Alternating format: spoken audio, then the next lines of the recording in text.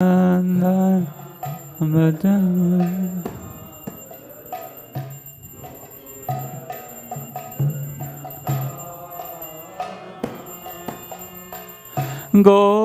Paranadhana Madana Manohara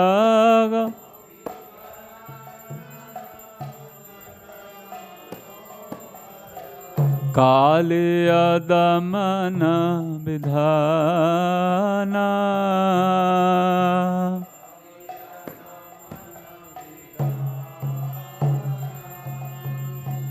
Amala Harinama Me Abhilasa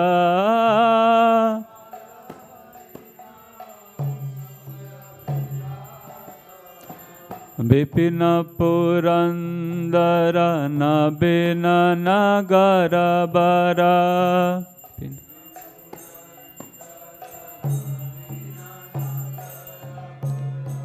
Vamsi Vadana Suvasa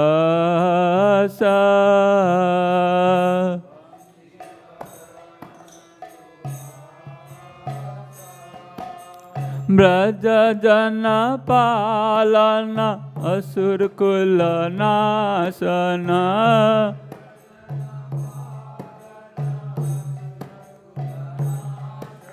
Nanda Godhana Rakhwala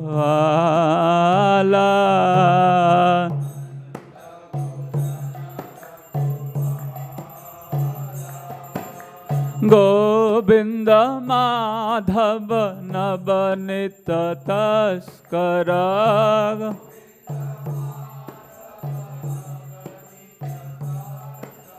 Sundara Nanda Gopala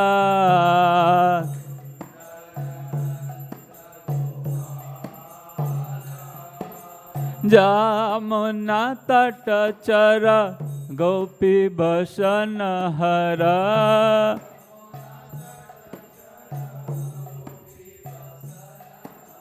Rasa Rasika Kripa Maya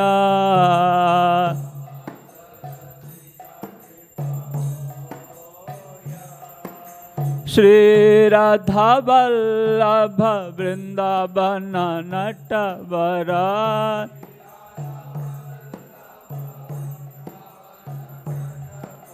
Bhakati Vinada Ashraya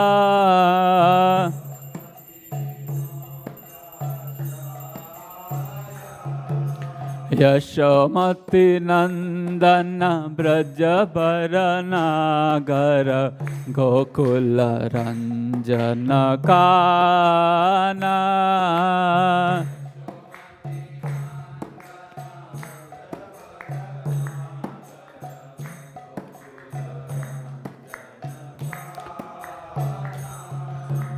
Hare Krishna, Krishna Krishna, Hare Hare, Hare Ram, Rama Rama, Hare Hare.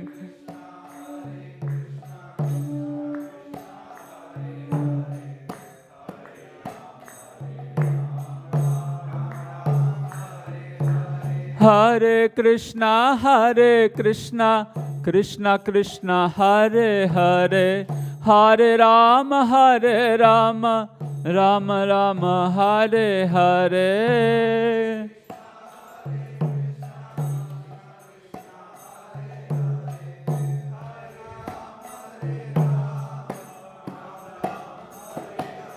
Hare Krishna, Krishna Krishna, Hare Hare, Hare Ram, Ram Ram, Hare Hare.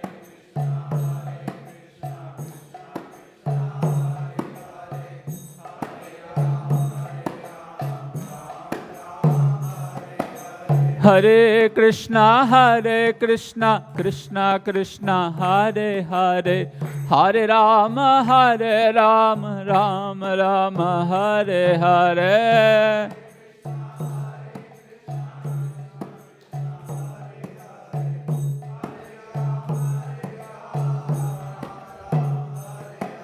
Hare Krishna, Krishna Krishna, Hare Hare, Hare Ram, Ram Ram, Hare Hare.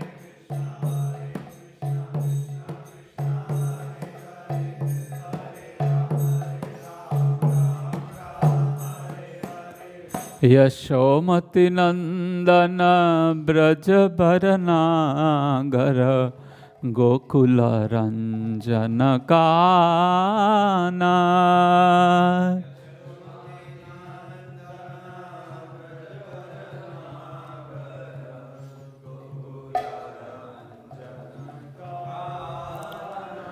Nitai Gaur Hari Bol, Hari Bol, Hari Bol, Gaur Hari Bol.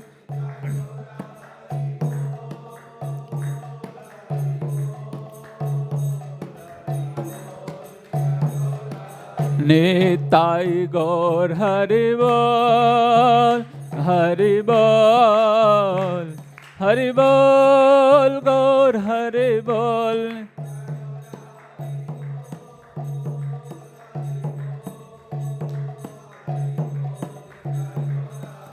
Gaur Premanande.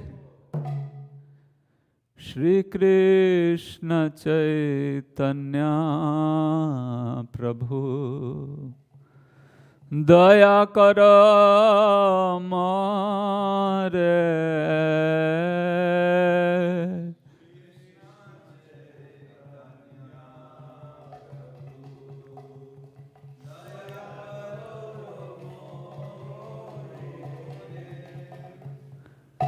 Shri Krishna Chaitanya Prabhu Daya Kara Mare. Shri Krishna Chaitanya Prabhu Daya Kara. Toma bina के दयालो जगत संसार तुम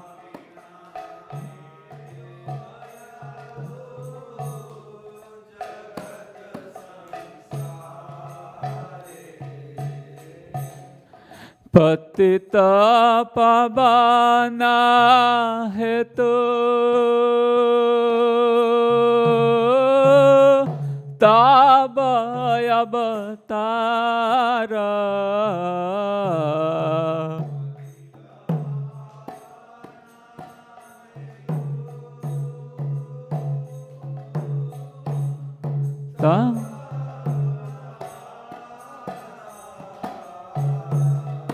मौसम पतिता प्रभु ना पाई बेआरा मौसम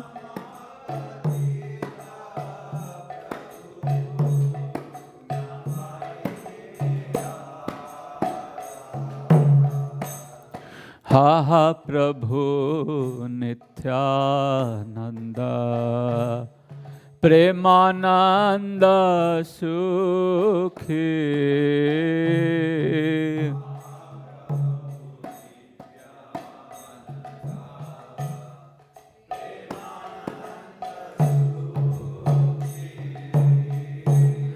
कृपा बल कना करा आमे बर दुखी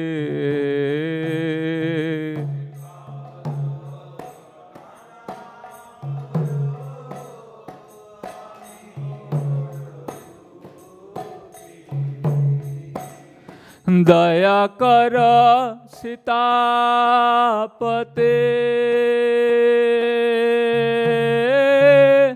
अद्वैत गोसाई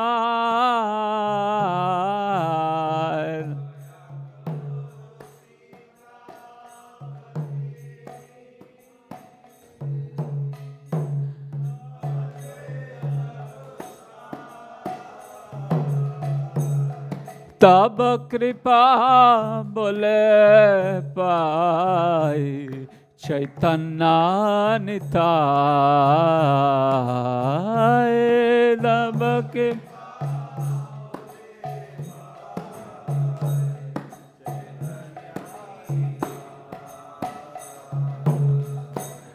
हा स्वरूप सनातना रूप रघुनाथ।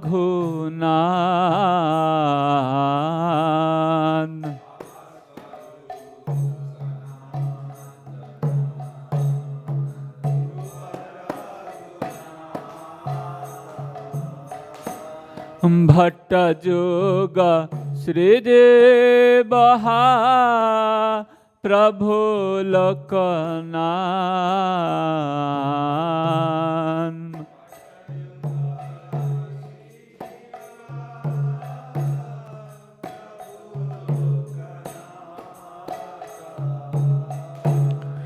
दया कर श्री आचार्य प्रभु श्रीनिवास।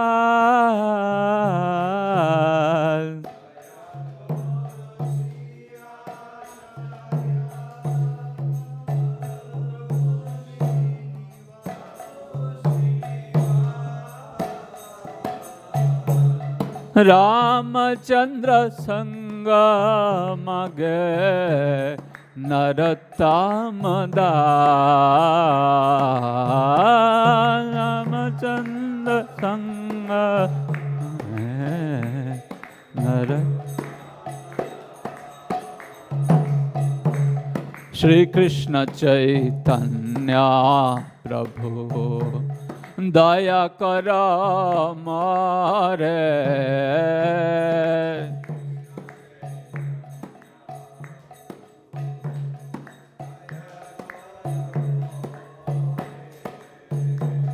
तुम बिना के दयालो जगत संसार।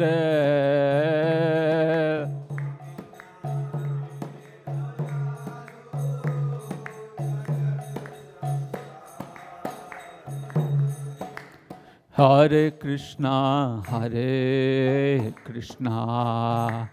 Krishna Krishna Hare Hare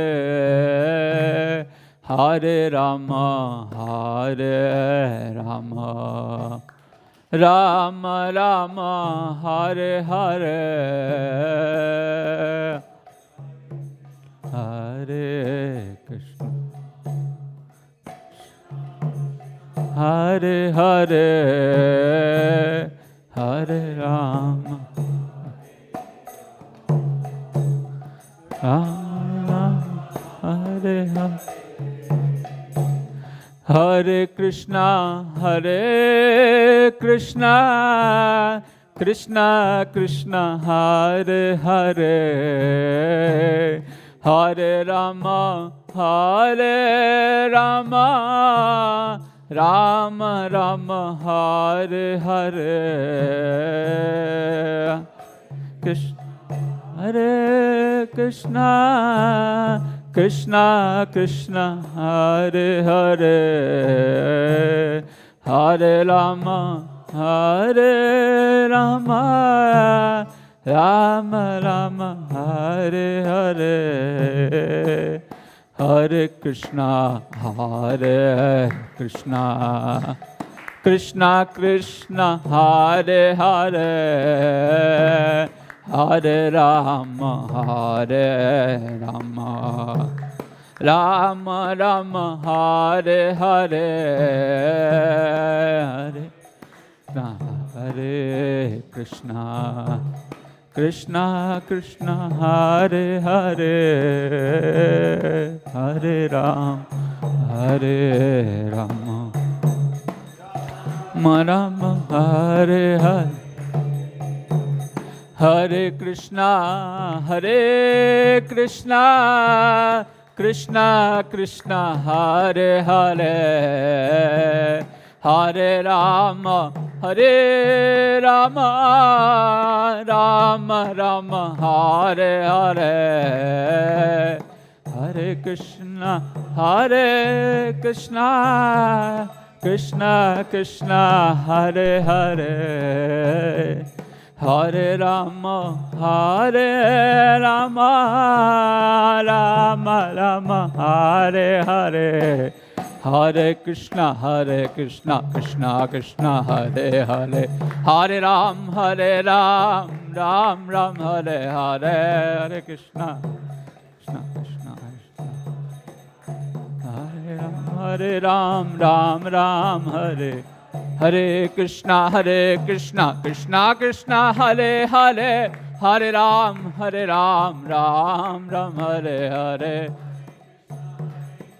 Krishna Krishna, Hare Hare, Hare Ram, Ram Ram, Hare Krishna, Krishna Krishna, Hare Hare, Hare Ram, Ram Ram, Hare Hare, Hare Krishna, Krishna Hare Hare Ram, Ram Ram.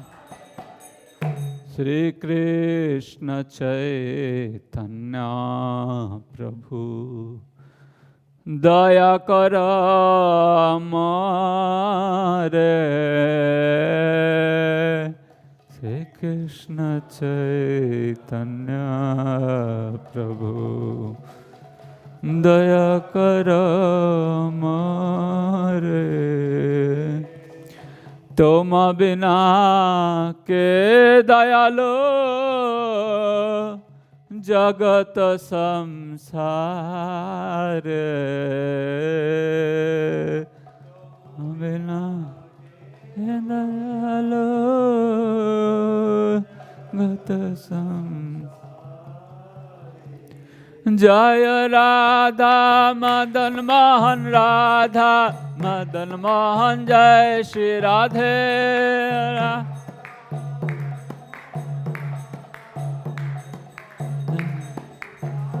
जय राधा मदन मोहन, राधा मदन मोहन, श्री राधे. राधा मदन मोहन, राधा मदन मोहन, श्री राधे. जय महाप्रभु, जय महाप्रभु, जय महाप्रभु, जय महाप्रभु.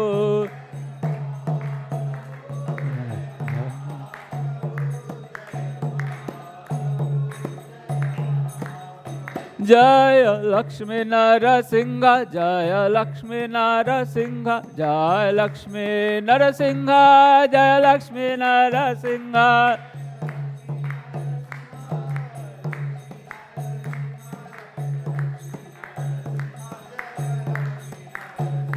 जय जय प्रभुपाद, प्रभुपाद, प्रभुपाद, जय प्रभुपाद.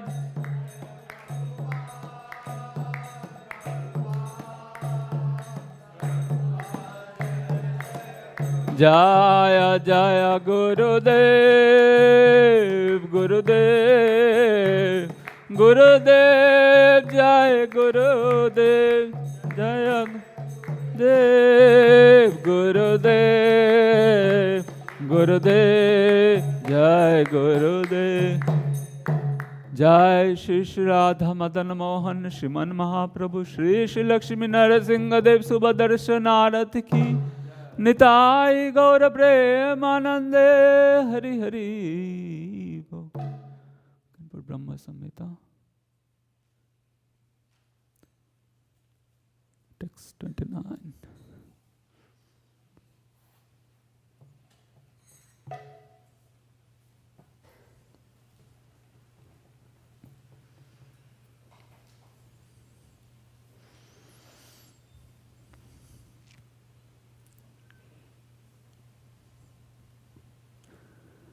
Text 29, please.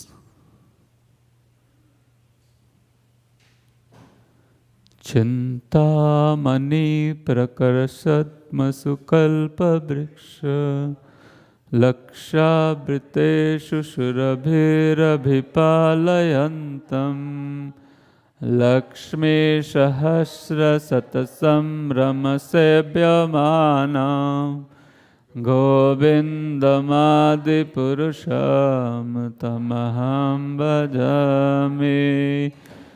वेणुं कनान्तमरविन्ददलायताक्षं बर्हावतं शमशितं बुधसुन्दराङ्गं कन्दर्पकोटिकमनीयविशेषशोभं गोविन्दमादिपुरुषं तमहं भजामि।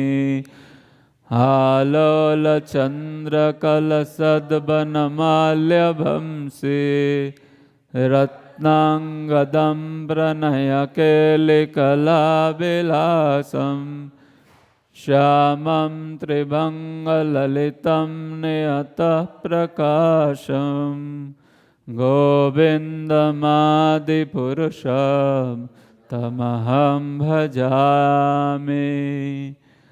अंगानि यस्य सकलेन्द्रियवृत्तिमन्ति पश्यन्ति पान्ति कलयन्ति चिरं जगान्ति आनन्दचिन्मयसदुज्ज्वलविग्रहस्य गोविन्दमादिपुरुषं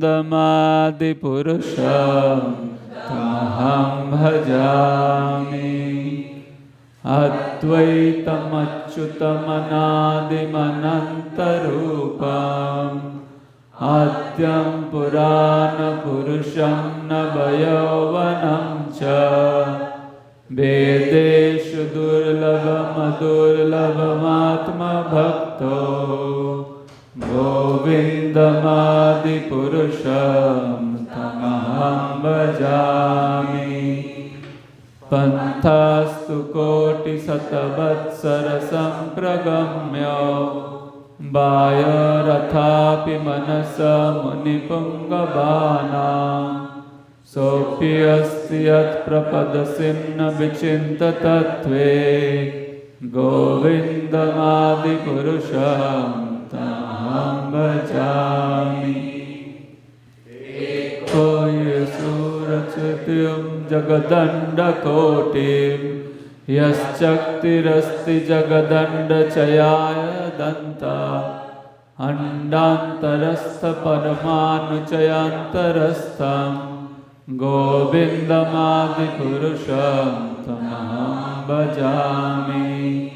यद्भावभावितधियमनुजस्तथैव सम्प्राप्य रूपमहिमा सनयानभूषा सुप्तैरममेव निगमा प्रथितैस्तुवन्ति गोविन्दमादिपुरुषं तमहं भजामि। आनन्दचिन्मय सप्रतिभाविताभिस्ताभिर्य एव निजरूपतया कलाभि गोलोको एव निवसत्यखिलात्मभूतो गोविन्दमादिपुरुषं तमहं भजामि। प्रेमाञ्जनच्छुरितभक्तिविलोचनेन सन्तः सदैव हृदयेषु विलोकयन्ति यं श्यामसुन्दरमचिन्त्यगुणास्वरूपं गोविन्दमादिपुरुषं तमहं भजामि। रामादिमूर्तिसुकलान्यमेन तिष्ठान् नानावतारमकरोद भुवनेषु किन्तु कृष्ण स्वयं समभवत् परमान् पुमान्यो गोविन्दमादिपुरुषं तमहं भजामि। यस्य प्रभाप्रभवत जगदण्डकोटिश्च शेषवसुधादिविभूतिभिन्ना तद्ब्रह्मनिष्कलमनन्तमशेषभूतं गोविन्दमादिपुरुषं तमहं भजामि। माया हि यस्य जगदण्डशतानिषूते त्रैगन्न तद्विषयभेदवितायमाना सत्ताबलं विपरसत्तं विशुद्धसत्तं गोविन्दमादिपुरुषं तमहं भजामि। आनन्दचिन्मयरसत्मतया मनसु यः प्राणिनां प्रतिफलं स्मरतामुपेत्य लीलायितेन भुवनानि जगत्रयश्रं गोविन्दमादिपुरुषं तमहं भजामि। गोलोकनाम्नि निजधाम्नि तले च तस्य देवी महेशहरिदामसुतेषु तेषु ते प्रभावो निचयाभितश्च येन गोविन्दमादिपुरुषं तमहं भजामि। सृष्टिस्थितिप्रलयसाधनशक्तिरेका छायेभयस्य भुवनानि बिभर्ति दुर्गा इच्छानुरूपमपि यस्य च तिष्ठति स गोविन्दमादिपुरुषं तमहं भजामि। क्षीरं यथा दधि विकारविशेषयोगात् संजायते नहि तथा पृथगस्ति हेतु यः सम्भूतमपि तथा समुपैति कार्यात् गोविन्दमादिपुरुषं तमहं भजामि। दीपार्चिरेवद्भिदशान्तरमभ्युपेत दीपायते विविधहेतुसमानधर्मा यस्त्रक एव हि च विष्णुतया विभाति गोविन्दमादिपुरुषं तमहं भजामि। यः कारणार्णवजले भजति स्म योगा निद्रामनन्तजगदण्डसरोमकूपा आधारशक्तिमवलम्ब्य परां समूर्तिं गोविन्दमादिपुरुषं तमहं भजामि। यस्यैकनिश्यसितकालमतावलम्ब्य जीवन्ति लोमबिलजा जगदण्डनाथा विष्णुर्महान् च इह यस्य कलाविशेषो गोविन्दमादिपुरुषं अहं भजामि। भाष्मान् यथास्म सकलेषु निजेषु तेज श्रियं कियत् प्रकटयति अभितद्वत्र ब्रह्माक्षयेषु जगदण्डविधानकर्ता गोविन्दमादिपुरुषं तमहं भजामि। यत्पादपल्लवजुगं विनिधाय कुम्भ द्वन्द्वे प्रणामसमये सगनाधिराजा विघ्नान् विहान्तुमलमस्य जगत्त्रयस्य गोविन्दमादिपुरुषं तमहं भजामि। अग्निर्मही गगनमम्बुमरुद्दिशश्च कालस्तथात्ममनसीति जगत्त्रयानि यस्माद्भवन्ति विभवन्ति विशन्ति यं च गोविन्दमादिपुरुषं तमहं भजामि। यश्चक्षुरेश सविता सकलग्रहाणां राजा समस्तसुरमूर्तिरशेषतेजा अश्यैकभ्रमति संवृतकालचक्र गोविन्दमादिपुरुषं तमहं भजामि। धर्मोऽथ पापनिचयश्रुतयस्तपांसि ब्रह्मादिकीटपतगाधवयश्च जीवा यद्दत्तमात्रविभव प्रकटप्रभावा गोविन्दमादिपुरुषं तमहं भजामि। यस्त इन्द्रगोपमथवेन्द्रमहस्य कर्मा बन्धानुरूपफलभाजतमातनोति कर्माणि निर्दहति किन्तु च भक्तिभाजं गोविन्दमादिपुरुषं तमहं भजामि। यं क्रोधकामसहजप्रणयादिभीति वात्सल्यमोहगुरुगौरवसेव्यभावै सञ्चित्ततस्य सदृशीं तनुमां पुरेते गोविन्दमादिपुरुषं तमहं भजामि। गोविन्दमादिपुरुषं तमहं भजामि। श्रियकान्तः कान्तः परमपुरुषः कल्पतरवो ध्रुमा भूमिश्चिन्तामणिगणमयि तोयममृतं कथागानं नाट्यं गमनमपि वंशी प्रियसखी चिदानन्दं योति परमपि तदस्वादमपि च शयत्र शिराब्दिशवति सुरभिश्च सुमहान् निमेषार्धक्यो व्रजति न हि यत्रापि समय Bhaje Shetadipam Tamahamiha Golakamityam Vidantaste Shanta Shiti Viralachara Katipaye Ishvara Parama Krishna Satchidananda Vigraha Anadiradir Govinda Sarvakaranka. Now let us all sit. We'll have class now.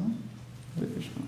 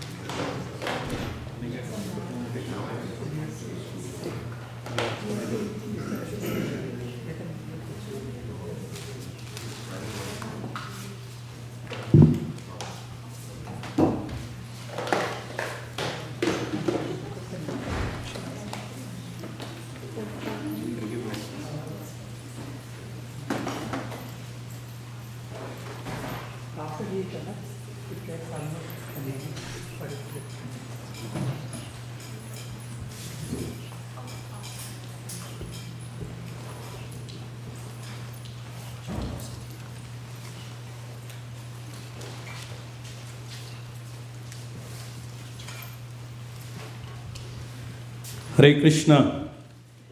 Let's invite His Grace Gauranga Darshan Prabhu for this is the first time he's coming to ISKCON of Silicon Valley from India. He's based out. Let me read some of his profile, those who do not know. So Gauranga Darshan Prabhu is a disciple of His Holiness Radhanath Swami. He is a spiritual educator and author of over 30 books. He is the Dean of the Bhaktivedanta Vidyapit at ISKCON Govardhan Eco Village, that is near to Mumbai. And he regularly conducts online and residential spiritual courses for children, teens, and adults, and has delivered over 7,000 plus hours of spiritual discourses on different forums, including ashrams, schools, colleges, corporate events, and platforms like TEDx, Rotary Club, DRDO, etc. He is a member of the ISKCON Board of Examination, the Ministry of Education. I am also part of that, and I know Prabhuji has been very instrumental. And the GV Administrative Council, and oversees the temple worship and Vrindavan forest at GV. As a professional, Gauranga Darshan Prabhu holds a master's degree in systems, science and automation from the reputed Indian Institute of Science, Bangalore. His corporate career extended about 2 years, during which he has worked for Force Motors and TCS Innovation Labs in the capacity of a researcher. During his brief academic and professional tenure, he had achieved the rare distinction of publishing over 10 technical papers in the areas of language and speech processing and filing a provisional patent for his research. There is many more, so this is just a brief introduction. So please give a big round of applause and Hari Bol. I don't hear. Can you give a little louder?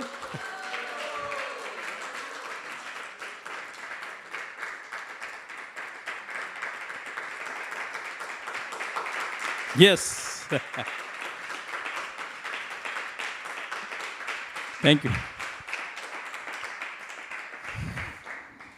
Prabhuji, please do come.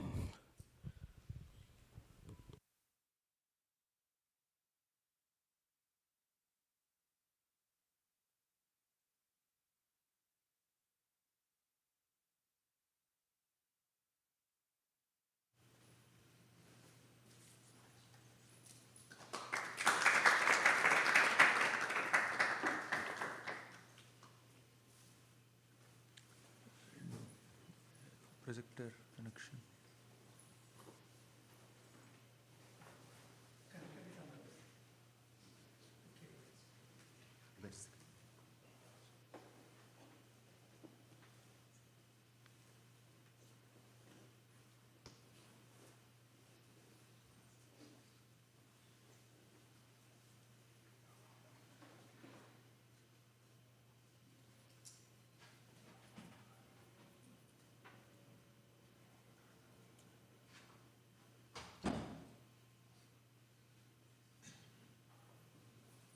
Hare Krishna. We'll start with Jai Radha Madhav. Jai Radha Madhav. Jai Radha Madhava Kunja Bihari Gopi Jana Vallabha Girivaradhari.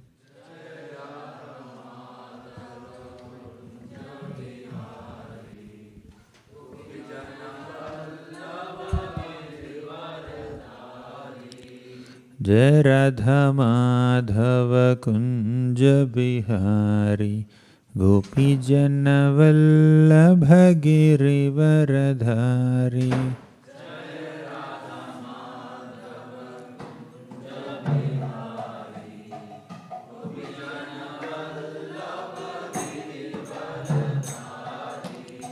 Jai Radha Madhava Kunja Bihari Gopi Jana Vallabha Girivaradhari.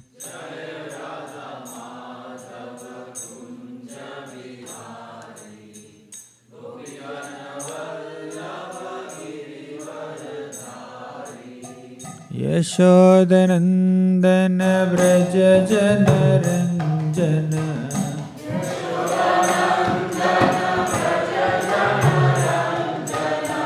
Yashodanandana Vraja Janaranjana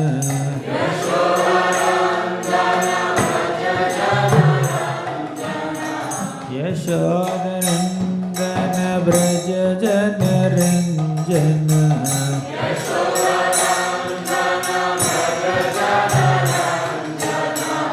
Yamuna Tiravanachari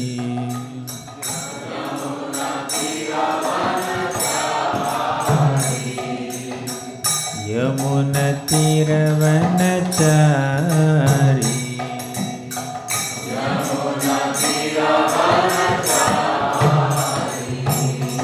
Jai Radha Madhava Kunja Bihari Gopi Jana Vallabha Girivaradhari.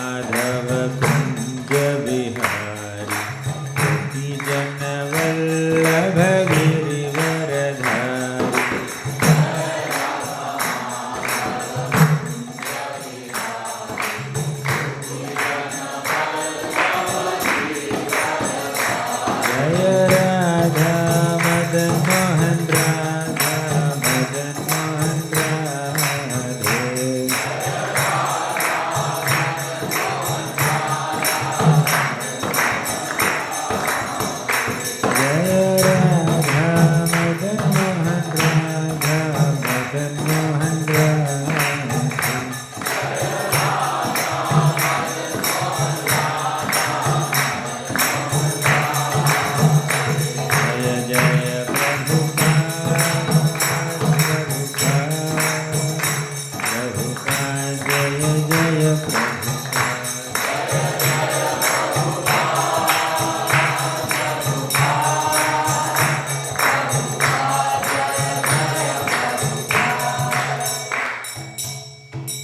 Vishnupad Paramhans परिव्राजकाचार्य अष्टोत्तरशत Shrimad His Divine Grace अभय चरणारविंद भक्तिवेदांत स्वामी प्रभुपाद की जय। ओम Vishnupad Paramhans परिव्राजकाचार्य अष्टोत्तरशत Shrimad His Divine Grace भक्ति सिद्धांत सरस्वती ठाकुर प्रभुपाद की नामाचार्य श्रील हरिदास ठाकुर की प्रेम से कहो श्री कृष्ण चैतन्य प्रभु नित्यानंद श्री अद्वैत गदाधर श्रीवासादि गौर भक्तवृंद की श्री श्री राधा कृष्ण गोप गोपीनाथ श्याम कुंड राधा कुंड गिरि गोवर्धन की ब्रजभूमि श्री वृंदावन धाम की पुरुषोत्तम क्षेत्र श्री जगन्नाथपुरी धाम की गंगामयी की यमुनामयी की भक्ति देवी की तुलसी देवी की कलियुग पावन हरिनाम संकीर्तन की हरे कृष्ण महामंत्र की ग्रंथराज श्रीमद्भागवतम की All glories to the assembled devotees, all glories to the assembled devotees, all glories to Shri Guru and Shri Gauranga. Hare Krishna. Om Namo Bhagavate Vasudevaya.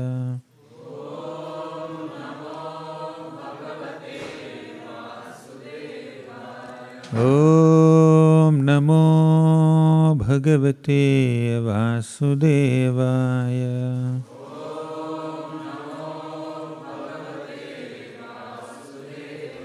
Om Namo Bhagavate Vasudevaya. Om Ajnanathmirandhasya Jnananjana-shalakaya चक्षुरुन्मीलितं येन तस्मै श्रीगुरवे नमः। श्रीचैतन्यमनोभीष्टं स्थापितं येन भूतले स्वयं रूपः कदा मह्यं ददाति स्वपदान्तिकं। वन्देऽहं श्रीगुरोः श्रीयुतापदकमलं श्रीगुरून् वैष्णवांश्च श्रीरूपं साग्रजातं सहगणा रघुनाथान्वितं तं सजीवं साद्वैतं सावधूतं परिजनसहितं कृष्णचैतन्यदेवं श्रीराधा कृष्णपादान् सहगणा ललिता श्रीविशाखान्वितांश्च। हे कृष्ण करुणा सिन्धो दीनबन्धो जगत्पते गोपेश गोपिका कान्ता राधा कांता नमोस्तुते।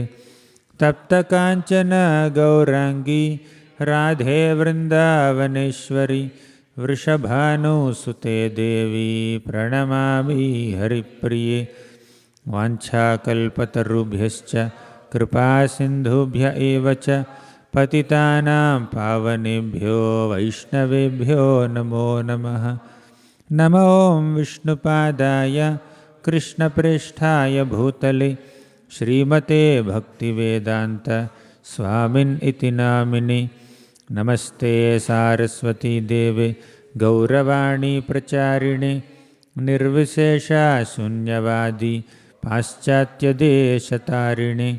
जय श्री कृष्ण चैतन्य प्रभो नित्यानंद श्री अद्वैता गदाधर श्रीवासादि गौर भक्तवृंद।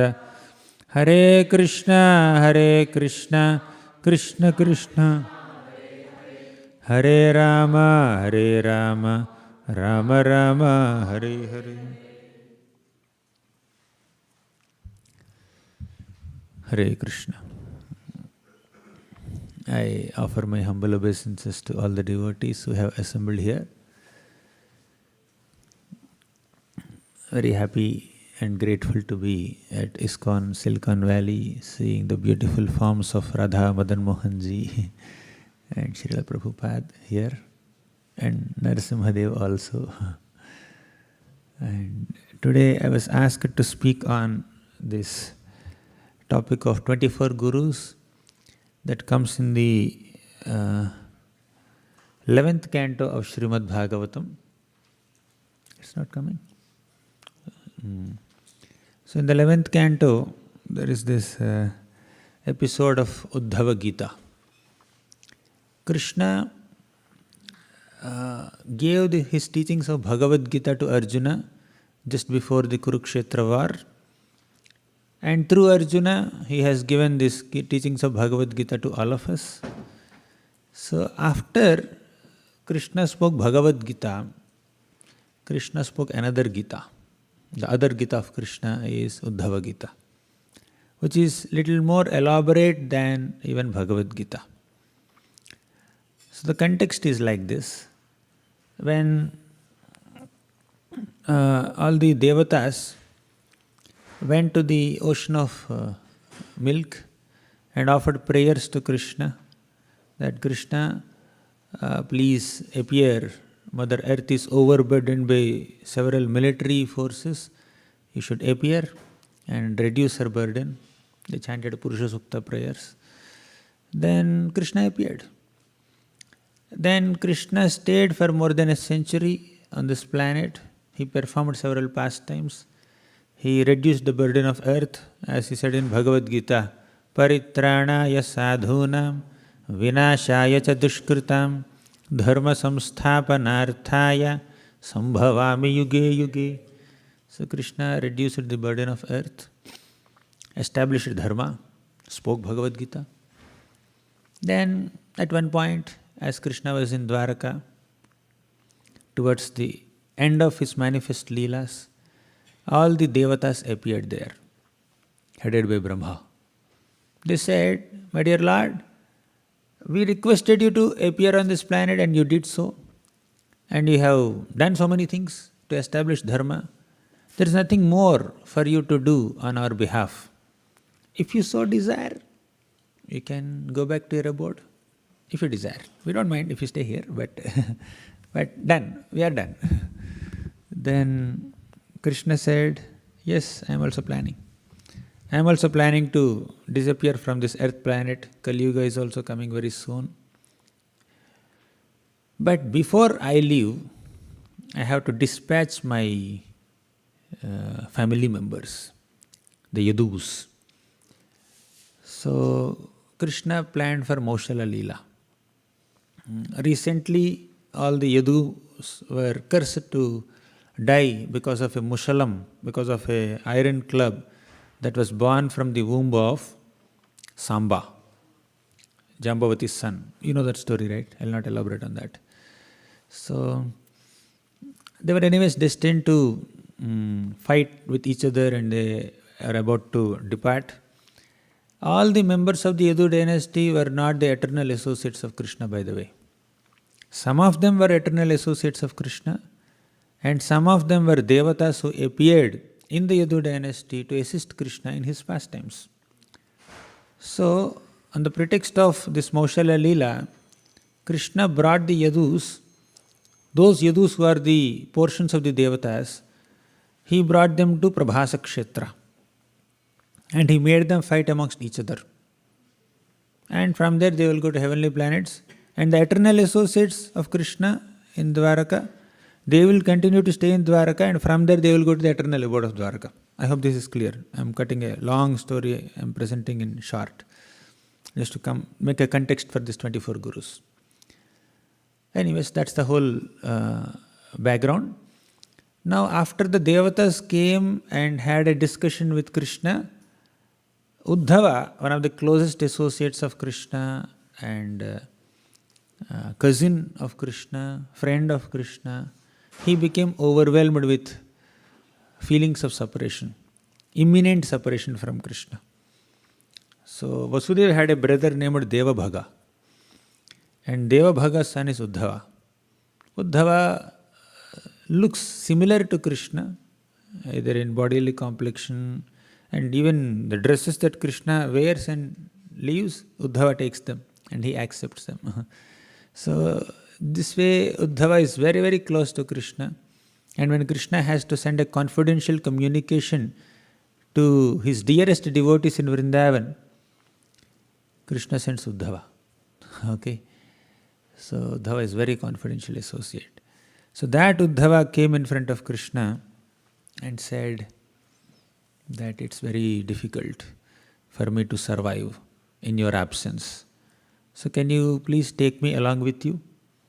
Then Krishna said, no, I still have some service pending for you.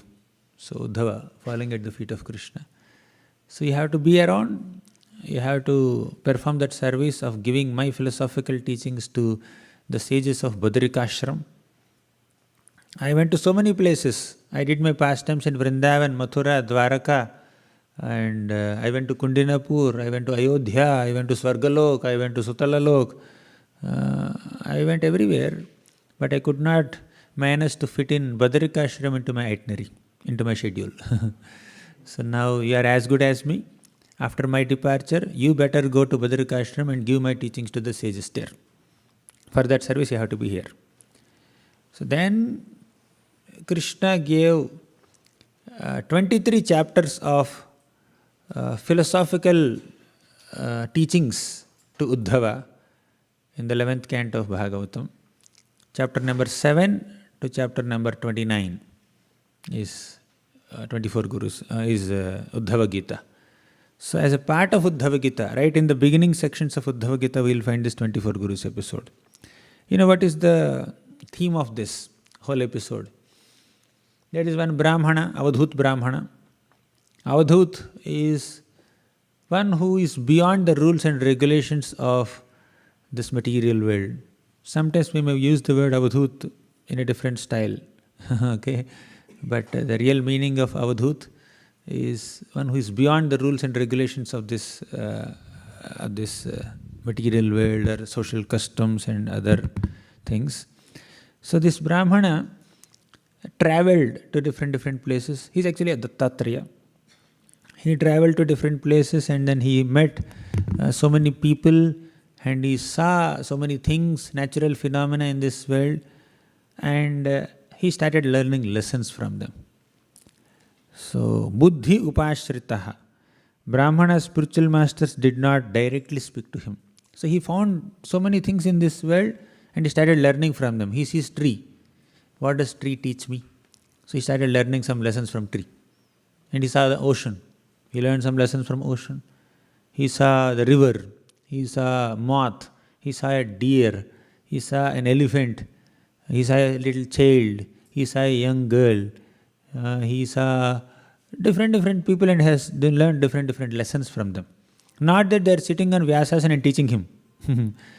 It's that with his own intelligence, he derived lessons from them. Okay, so that's the context. So basically, we have multiple gurus. They are categorized into two. One is Diksha Guru, second is Siksha Guru. Diksha Guru is one who gives initiation, mantra, name, and he initiates us into the spiritual path. That is Diksha Guru. Siksha Guru is one who gives specific instructions to execute specific services and inspires us in our spiritual life on a regular basis. There could be so many Siksha Gurus. We can take multiple Sikshas from multiple Gurus, right? So this Avadhut Brahman identifies so many people as his Siksha Gurus, right? The 5 elements, earth, water, fire, air, ether, and sun, moon, ocean, and the moon, this honeybee, spider, wasp, moth, pigeon, hawk, birds, animals, human beings, material elements. He makes all of them as his gurus and he starts learning lessons from them. So, 24 gurus is that episode where Avadhut Brahman with his own intelligence is learning lessons from all these 24 gurus.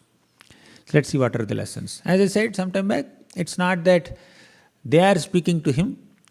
He is learning by carefully observing their characteristics. This is the key shloka here. Atmano guru ratmaiva purushasya visheshatah yat pratyakshanumanabhyam Shreyosav anuvindate. Atmano gururatmaiva. One can act as one's own guru. Okay. So one's own intelligence can act as one's own guru. Basically, this is called nididhyasanam, or introspection, deeper contemplation. So our study of Shastra, or our understanding of deeper spiritual truths, happens at different levels. First is Shravanam. You hear from a teacher. Second is Mananam. You start revising what you have heard. Okay. Second, you can say Pathanam, self-study. Okay. In those days, books were not there. Nowadays, books are there, right? In those days, they hear from teacher, done. They will hear, remember, understand, repeat, realize, apply. All this will happen just by hearing. They are called Shruti Dharas. But now we have to read also, write also, make notes also, and do some by-hearting also. So first stage is Shravanam, hearing from a guru. Second is Pathanam, doing self-study. Third is Mananam, revising it, ruminating on it, right? Repeatedly revisiting it. Okay. Fourth is Nididhyasanam, deeply contemplating on it. So you just go deep into what you have already studied, and you start reflecting on that. It may not be there in the book, but you learn a lot by reflection, by contemplation, by introspection, by deep thinking, reading between lines, in line with Guru, right? Then finally Kirtanam, you share with others also. Now here is an example of good Nididhyasanam. Based on the teachings given by one's own Guru, a disciple starts observing things in this world, phenomena in this world, and he will contemplate on the teachings that he received from the Guru and learn more lessons. Right? It's not speculation, by the way. Speculation and introspection are different. When we say introspection, thinking is involved there. But that thinking is guided thinking. Your thinking pattern is guided by the bona fide teachings, authentic teachings that you have received from an authentic source. Speculation means you are just allowing the mind to think anything. There is no guidance there. It's not guided thinking, right? So this is, it's not that we can just see anything and learn anything from anywhere based on our speculation. This is not what this whole episode is teaching us.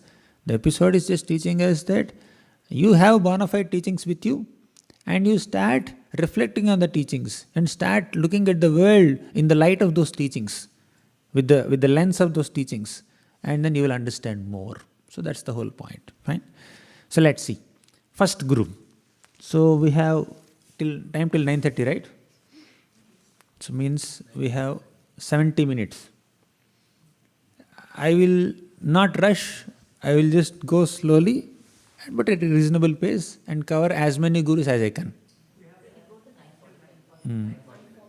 I will leave some time for Q&A also, whatever. I will go at a reasonable pace. If I can manage to complete 24 gurus, that's great.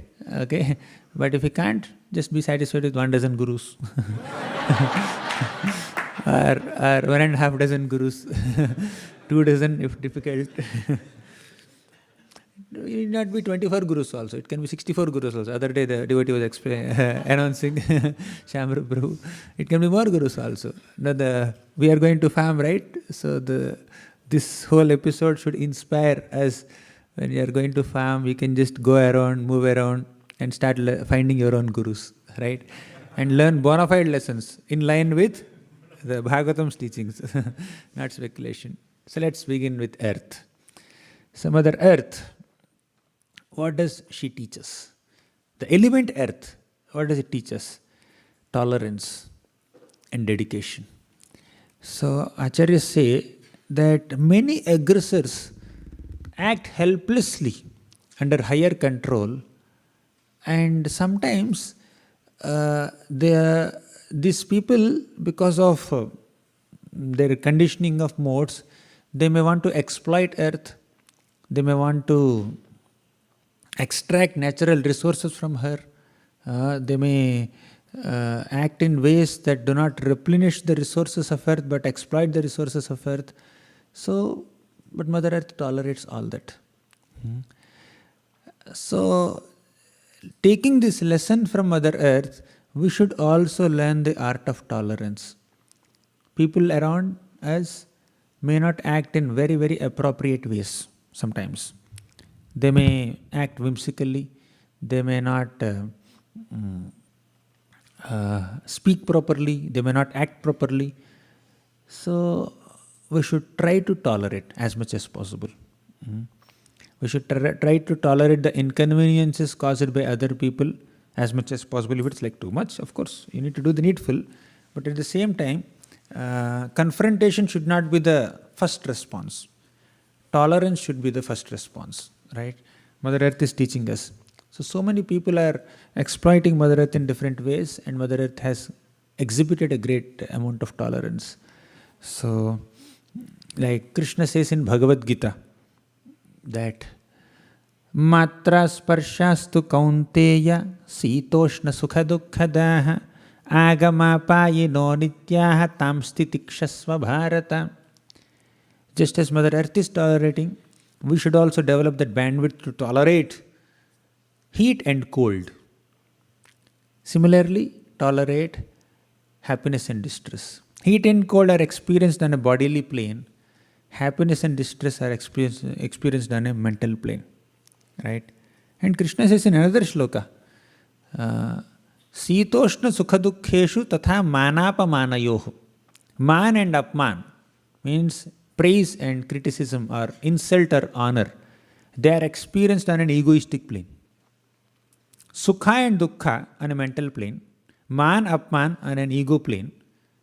Sita, Ushna on a bodily plane. Heat and cold on bodily plane. Happiness and distress on a mental plane. Insult and honor on an ego plane. At all planes, we have to exhibit some tolerance. Right? At all levels, we are expected to exhibit some tolerance, and Mother Earth is setting a good example for us. So we need to learn the art of tolerance from Mother Earth. So Acharyas say that a sober person sees the hand of God in all situations. So some situation may be very unpalatable, but a devotee of the Lord sees Krishna's hand behind all circumstances and manages to tolerate. So what is that? Shloka from the first canto of Bhagavatam. Tapatrayon mulanam. A devotee experiences tapatrayas, but doesn't get overwhelmed by the tapatrayas. The threefold material miseries exist in the life of a devotee also. Whether you are studying Bhagavatam or not, whether you are chanting Hare Krishna or not, mosquitoes will bite us, cold will affect us, and when dogs bark, we may get a little disturbed sometimes, our sleep may get disturbed. So, definitely there is inconvenience in this world, but we should learn to tolerate those inconveniences, taking inspiration from Mother Earth. Fine. And we should also see things from a spiritual perspective and not get overwhelmed from the material inconveniences. Next. And also, this is an important point.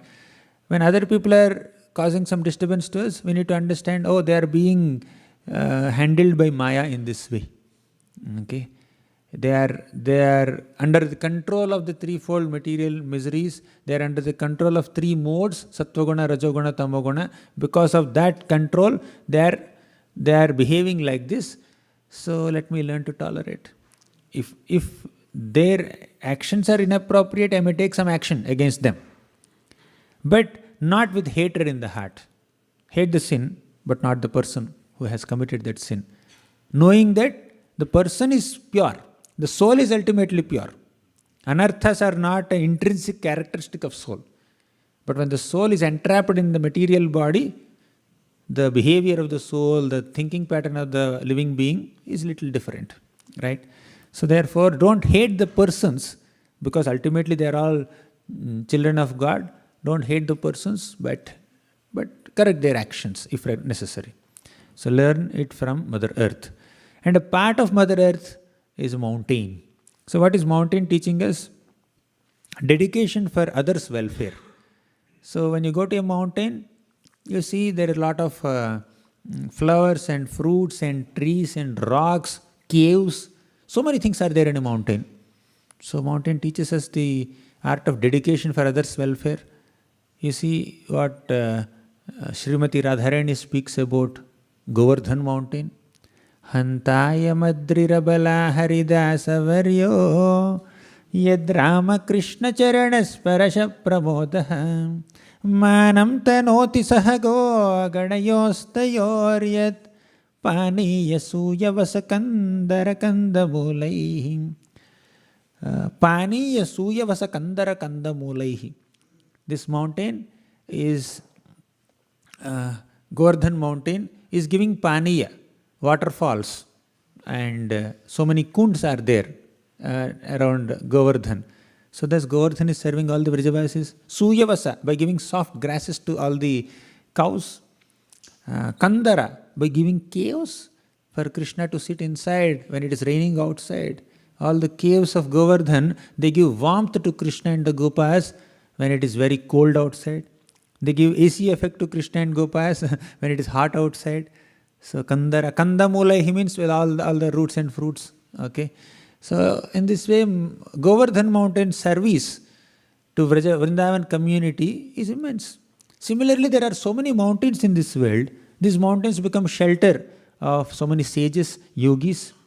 So therefore, let us learn the art of dedication for others' welfare, others' service by learning from mountain. Mountain teaches us art of dedication. Earth teaches us tolerance. Okay. And mountain is a part of earth only. So next, devotees also try to make efforts for the welfare of other people. Janasya krishnad vimukhasya daivat adharma shilasya sudukhitasya anugrahayeha charanti nunam bhutani bhavyani janardanasya. So devotees travel from one place to another place to convert Krishnad Vimukha people into Krishna's Sumukha people. There are people who have turned their faces away from Krishna to make them about turn. Devotees travel.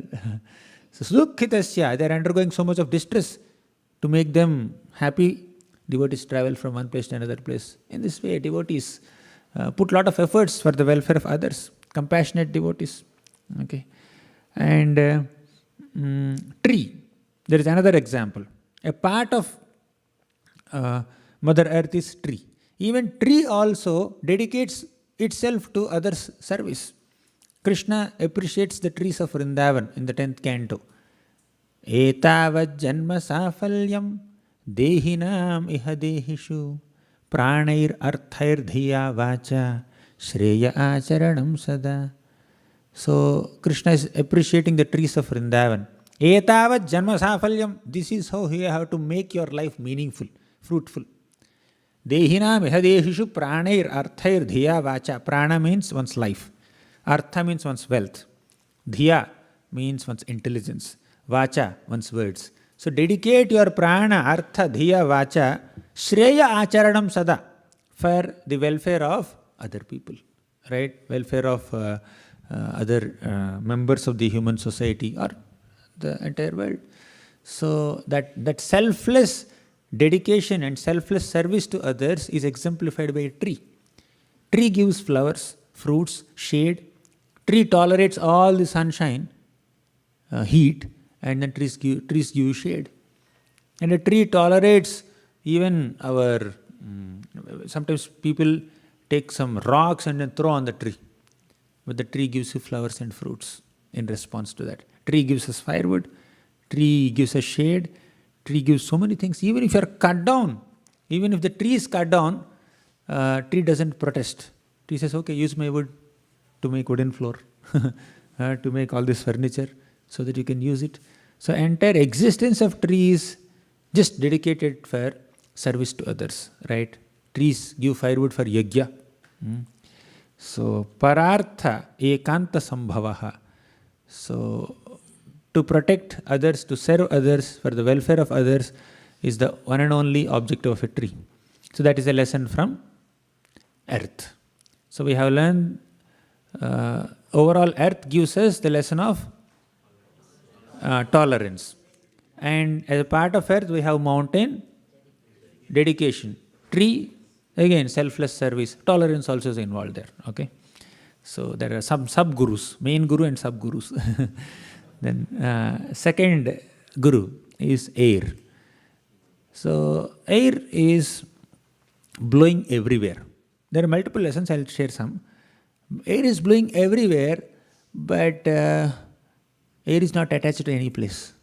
The wind is blowing everywhere, but it's not attached to any place. Similarly, a devotee also may undergo so many circumstances in life. They may encounter some unpleasant and pleasant circumstances. A devotee may travel from one place to another place. Some places are very nice, some places are little austere, but a devotee should not be attached to a particular place for one's own personal comfort. A devotee should be attached to the principle of serving the deities, serving the devotees, serving Krishna. For that service, wherever a devotee has to go, the devotee will go. For example, Prabhupada was in Vrindavan. He was seeing all the devotees of Vrindavan chanting Radhe Radhe, Krishna Krishna, and then going to different temples, Mangalarti. They are going to all the prominent temples in Vrindavan, like Madan Mohan temple, Radha Damodar temple, Radha Gokulananda temple, Radha Raman temple, Radha Govindaji temple, then we have Radha Shamsundar, Radha Damodar, all the prominent 7 temples. They just go for Mangalarti and they chant the holy names of the Lord. Some devotees in Vrindavan, they even take vows not to even go out of Vrindavan, even to Mathura. So Prabhupada is in such a spiritually surcharged ambience in Vrindavan. But Prabhupada was thinking, people in the Western countries, they don't know Vrindavan, they don't know Krishna. I must give this Vrindavan and Krishna to them. Okay. So Prabhupada went out of this comfort zone and then came to the West, New York, and then started this International Society for Krishna Consciousness. Okay. So there is no attachment to one place. Of course, definitely there is unlimited attachment to Vrindavan, but he's carrying that Vrindavan in his heart and trying to take that Vrindavan to every other place and creating Vrindavan everywhere. If Prabhupada has not done it, why would we have this temple here in this country, right? So it's all the mercy of great devotees like Srila Prabhupada. So this is the lesson from wind or air. So wind may pass through, see, you are seeing this picture, right? So wind may pass through that waterfall. What does it do? It carries small droplets of water, and when it is hot outside, you stand near that waterfall. So you will have a very soothing effect. Of course, if it is winter, then you will be having an austere effect.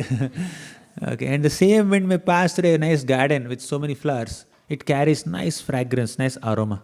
And the same wind may pass through forest fire. It's very hot. So, but wind is not attached to the forest or garden or waterfall. Wind is blowing everywhere, not attached to any place. Will the wind say, no, this garden is nice, I'll stay here only. I'll not go to that filthy place. Okay. No, wind is everywhere, air is everywhere. Inside our body also, air is there. Pranavayu, Apanavayu, so many vayus are there within the body also. So, although a devotee goes everywhere, a devotee is not attached to a particular thing or particular place. Okay. He just does the service, does the duty. Fine. So that's a lesson from wind. Detachment, being undisturbed. So air is undisturbed, neutral. That neutrality, detachment is learned from wind. So, and fearlessness. So wind can go on mountain cliffs also. Will the wind become fearful? Oh, mountain, so big mountain. I may fall from here. Wind has absolutely no fear. Similarly, devotees are also fearless because they trust Krishna's protection. Fine. So next. So from wind we learn a lot of lessons of being neutral, being unattached, being fearless, and also unentangled. Air as an element doesn't mix with anything. Okay. There get attached to anything. So that being unentangled and being very neutral, we can learn from wind. So next, third guru is sky. Okay, sky also doesn't mix with anything. Sky is everywhere, ether is everywhere, but there is no mixing. So sky doesn't mix with anything. So sky remains intact. So similarly, although the super soul is all pervading, the super soul, the Paramatma enters within the hearts of all living beings, still the super soul doesn't get attached to anything. So our scriptures say that the soul and super soul, Atma and Paramatma, are like two birds on a tree. And these two birds, one bird is enjoying the fruits of the tree, other bird is just witnessing, neutral. Okay. This soul may have attachment to the body, bodily conception, but the super soul within the body, within the heart, has no attachment to the body.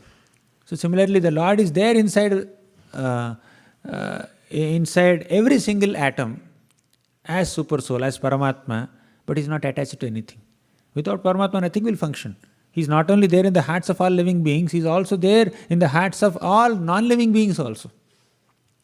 You can't say heart in a non-living being, within non-living beings. For example, sugar particle is there. Is there Atma in it? No, but there is Paramatma in it. That's why sugar particle is sweet. Salt particle is there. Is there Atma in it?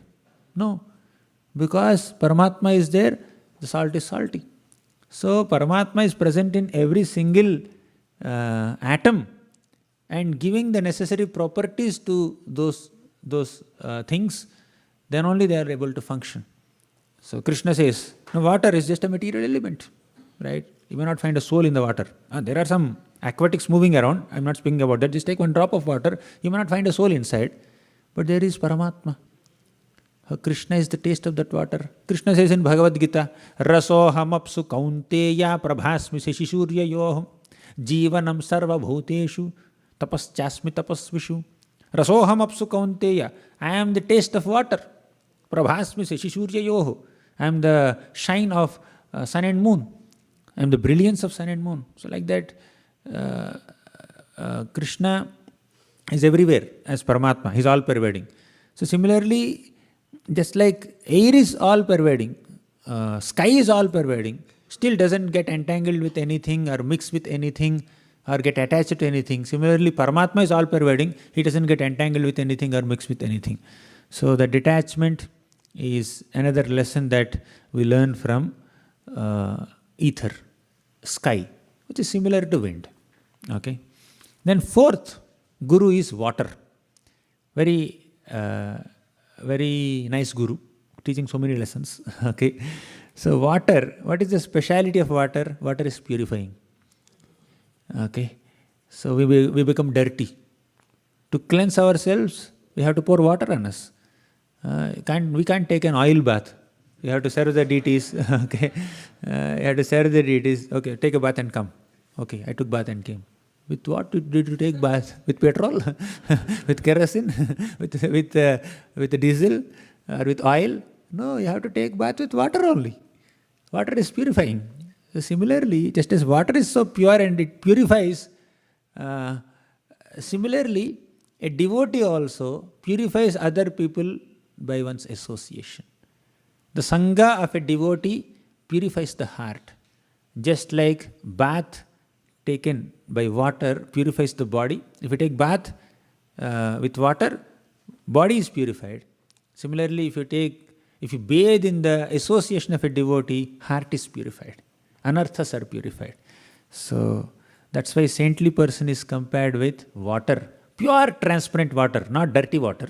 It's pure transparent water. So saintly person purifies everyone by one's contact. So one lesson that we can learn from water is it's purifying. It's purity. Similarly, we also need to be pure like water. Then another characteristic of water is transparency. Pure water is very transparent. So you can see what is there inside. Okay. Similarly, a devotee's heart is also very transparent. There is no duplicity. There is no diplomacy. There is no hypocrisy. There is no double talk. It's not that they are having some ill intentions, and externally they are speaking something else. A devotee's integrity is the special characteristic of the devotee. So the transparency is maintained. When you speak to a devotee transparently transmits the transcendental messages for our transformation. Okay? So the transcendental teachings of the scriptures are transparently transmitted by devotee for our transformation and stop our tribulations. Okay? So the transparency is a quality of devotee. There is no concoction. Scriptures are presenting things in a certain way. The devotee presents the message of the scriptures in a transparent way. Maybe adding few examples or analogies and some explanations to make it more lucid and understandable by the audience that he is addressing. But a devotee preserves the message, right? Transparently preserves the message. Kasmayena vibhasitoya matulo gnana pradipah pura tadrupena cha naradaya munaye krishnaya tadrupina yogindraya tadatmanatha bhagavadrataya karunyata tatshuddham vimalam vishokamamritam satyam param dhimahi. Kasmayena vibhasitoya matulo gnana pradipah pura. In the beginning of the creation, the Supreme Personality of Godhead Krishna has given this knowledge of Srimad Bhagavatam to Brahma. And through Brahma, Krishna spoke Bhagavatam to Narada Muni. In the form of Narada Muni, Krishna only spoke Bhagavatam to Vyasadeva. In the form of Vyasadeva, Krishna only spoke Bhagavatam to Sukadeva Goswami. Through Sukadeva Goswami, Krishna only spoke this Bhagavatam to Parikshit Maharaj and Suta Goswami. And Suta Goswami speaking to the Saunakadi Rishis. Like that, whether Krishna speaks or Brahma speaks or Narada speaks or Vyasa speaks or Sukadeva Goswami speaks, it is Krishna who is speaking through this parampara, through these devotees, right? Because these people are transparently transmitting Krishna's teachings to us, they are as good as Krishna. It's not that they are Krishna. Devotees are not Krishna. Devotees belong to Krishna. Devotees are devotees of Krishna, but still they are bona fide representatives of Krishna. Okay? Because they represent Krishna's will. Their teachings are as good as Krishna's teachings. There is no difference between Krishna's teachings and devotees' teachings because Krishna empowers them to speak on his behalf and devotees receive the teachings and transparently transmit. So water is transparent, devotee's heart also has to be transparent. One lesson from Water Guru. And water is also very pleasant. When you go to a nice lake or a river or a waterfall, so the sound that is made by the waves of the water is very pleasant. So similarly, when a devotee chants the holy names of Krishna, he generates a very pleasant sound vibration, very sweet sound vibration. We can experience the sweetness of the holy name when a sincere devotee chants the holy name. Madhura madhura metan mangalam mangalanam sakala nigamavalli satphalam chitsvarupam sakrdapi parigitam shraddhaya helayava bhruguvara naramatram tarayet Krishna nama. Madhura madhura metan mangalam mangalanam. The name Krishna is the sweetest of all sweet things. Madhura madhura metan. Mangalam mangalana means it is the most auspicious of all auspicious things. Sakala nigama valli satphalam chitsvarupam. If you compare all the scriptures with valli, nigama valli means a creeper. Satphalam, the ripened fruit of that creeper is holy name of Krishna. Sakridapi parigitam shraddhaya helayava bhruguvara naramatram tarayet Krishna nama. Whether you chant the holy name of Krishna with shraddha or neglect, still holy name is so merciful that holy name bestows liberation or deliverance to the chanter.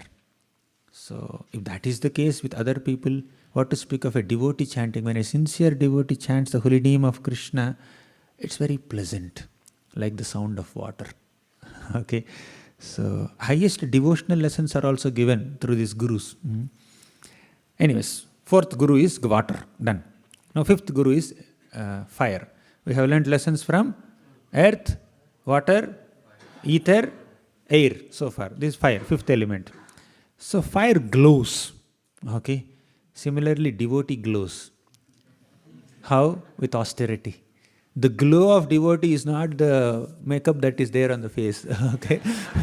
Not the powder or cream that the devotee puts. The real glow is the power of austerity, the power of purity.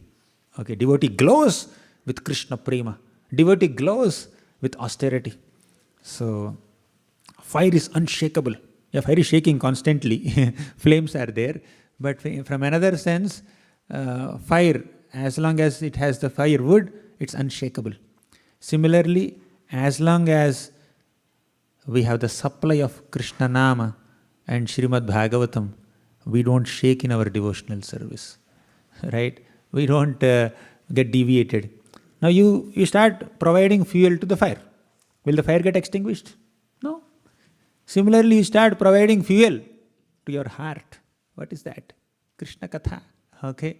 Then our devotional inspiration will not die. It becomes unshakable. It becomes unsteady. So what does Bhagavatam say? Second chapter of Bhagavatam, you have memorized it, right? Nityam Bhagavata Sevaya. Bhaktir Bhavati Naishtiki.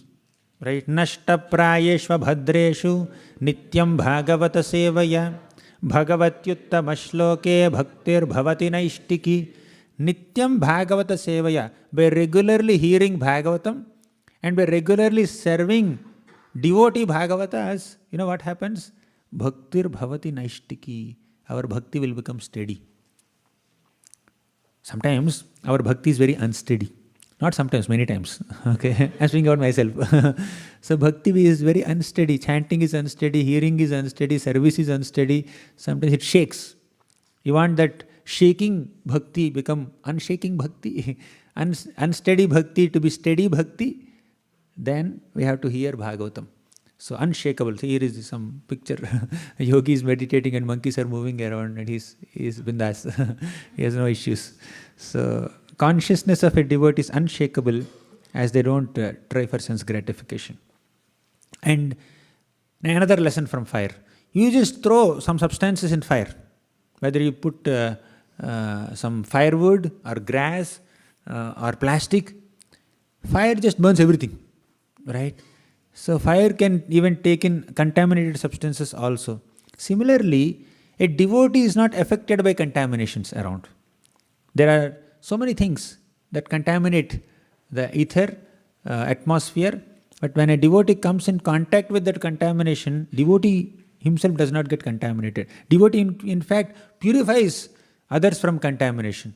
You know that shloka, Bhavad vidha bhagavataha tirtha bhutaha swayam vibho tirthi kurvanti tirthani swantah sthena gada bhrta. So devotees carry the holy places within their hearts and they can purify even holy places also. So when Bhagirath Maharaj, when he performed tapasya to bring Mother Earth, Mother Ganga to this earth planet, Mother Ganga had two concerns. One is, Bhagirath, you are asking me to come down, who will bear my force? Then he said, Shiva will bear your force, don't worry. Okay, fine. Second, when I come to this earth planet, so many sinful people will take bath in my waters. Do I have to accumulate all the sinful contamination of these people? Then Bhagirath says, don't worry, my dear mother, Ganga. When pure devotees take bath in your waters, whatever sinful contamination that you have accumulated by sinful people taking bath in your waters, all that will be washed away. Okay. So, water washes everything. But who will wash water? Who will wash Ganga water? Devotees will wash Ganga water. Okay. What is the contamination in that? Devotees have, sinful people have dumped their sins and devotees will wash the waters from all contamination. Okay. So, another lesson from fire. If you don't handle fire carefully, your hands will burn, right? Similarly, if you don't handle devotees carefully, spiritual life will burn. Right? So, aparadhas. if we offend devotees, if we criticize devotees, if we insult devotees, if we neglect devotees, hands will burn is one thing, Krishna's heart will get hurt. If we hurt devotees, devotee may not get hurt, Krishna will get hurt. If Krishna gets hurt, what will happen to us? We are meant to do samsiddhir haritoshanam. And now Hari is hurt. Just like Durvasa Muni offended Ambarish Maharaj and Krishna got hurt. Vishnu got hurt in the Vaikuntha. He said, I am staying in the heart of my devotee and you have offended my devotee, so I am offended. Then Durvasa Muni said, oh, you are offended? I am sorry. Then Narayana says, I am not here. I am in Ambarish Maharaj's heart. Go to Ambarish Maharaj and say sorry there. Then from his heart I will hear your sorry. Okay, I will not hear your sorry from Vaikuntha. I will sit in Ambarish's heart because you offended Ambarish, you fall at Ambarish's feet, then I will look at you from there, from his heart, from the balcony of his heart. I will look at you, then I will agree. I will accept your apologies. Okay, so because Ambarish will not accept apologies, right? Ambarish will never accept apologies because he never got offended only. So actually, in the case of a devotee, there is no question of forgiveness. Because offense is never taken only. If you are offended, then someone says sorry, you will forgive. But devotees doesn't get offended only. Where is the question of forgiveness? But who will forgive when you apologize to a devotee? Paramatma inside the heart. Who got offended? Devotee. Devotee is not offended.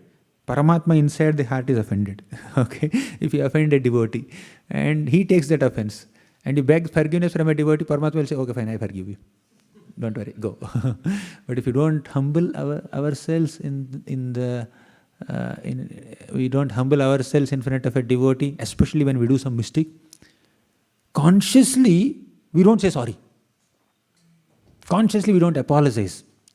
He's not a great devotee anyways. I don't have to say sorry. Right? I know he sleeps in japa. I know he eats a lot. I know he does it. I know he's that. Then Krishna will feel, oh, like that? Okay. You experience the reaction for this offense.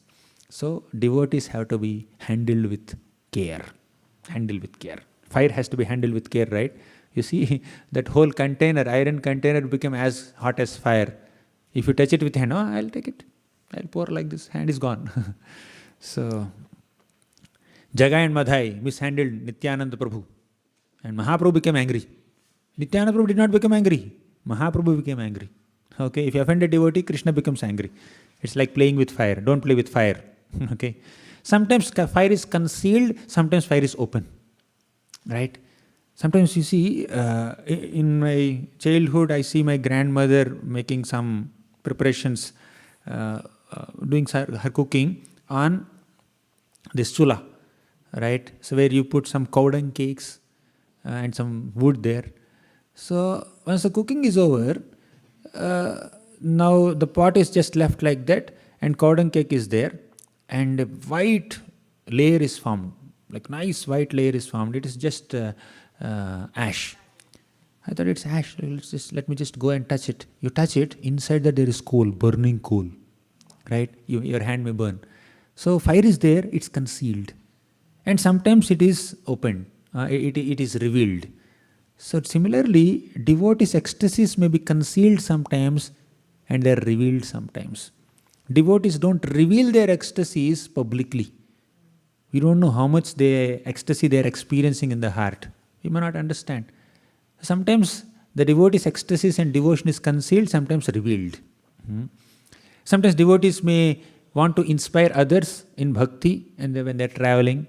Sometimes they may not. They may just sit and chant. They are traveling in a train. Some devotees will do book distribution.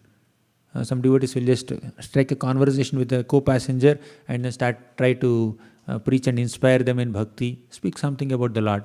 But sometimes devotees may not do that. They'll open a book and read. They'll open their bead bag and then chant. They will close their eyes and meditate or sleep. So sometimes they open up, sometimes they don't. Just like fire also does it. So fire burns. Similarly, devotee burns inauspicious tendencies. By coming in contact with fire, the inauspicious desires in the heart of materialistic people are smashed. In the presence of a saintly person, you don't feel like doing any sinful activity. Even Mrigari, such a cruel hunter, so he would half kill animals. He would shoot an arrow on an animal. He wouldn't kill it completely. He will leave them half dead. Seeing the pain of a half dead animal, this person gets pleasure. Mrigari gets pleasure. Such a cruel hunter, as soon as Narada Muni came there, he wanted to abuse Narada Muni with very foul language. But the presence of Narada Muni, the demeanor of Narada Muni made him little respectful. He just showed little irritation only. Oh, Sadhu Maharaj, why did you come here? Because you came here, all my animals fled. What do you want? You want a skin, deer skin? You want a tiger skin? I'll give you. Okay? He said like that. He was a bit polite. Because the divine presence of Narada Muni mellowed his aggression little down. So, just like fire burns inauspicious tendencies, devotee's presence also burns inauspicious tendencies, inauspicious mentalities and behaviors. Okay, so like that there are so many such lessons from fire. So next, I'll just move ahead. Next Guru. So let's have a quick revision. From earth, we have learnt the lesson of tolerance, dedication and selfless service. Mountain and earth are also part of earth. Mountain and tree are also part of earth. From water, what was the lesson? Being pure, being gentle, transparent, pleasant sound by chanting. Transparency in transmitting the transcendental teachings. Okay, being very gentle. Being pure means you cleanse others' heart also. Then air, detachment and being undisturbed. And from fire, we have learned the lesson of steadiness, burning impurities, and we have to handle it carefully. From ether or sky, we saw that although ether is all-pervading, it is unchangeable and unaffected. Similarly, although super soul is all-pervading, he is unchangeable and unaffected.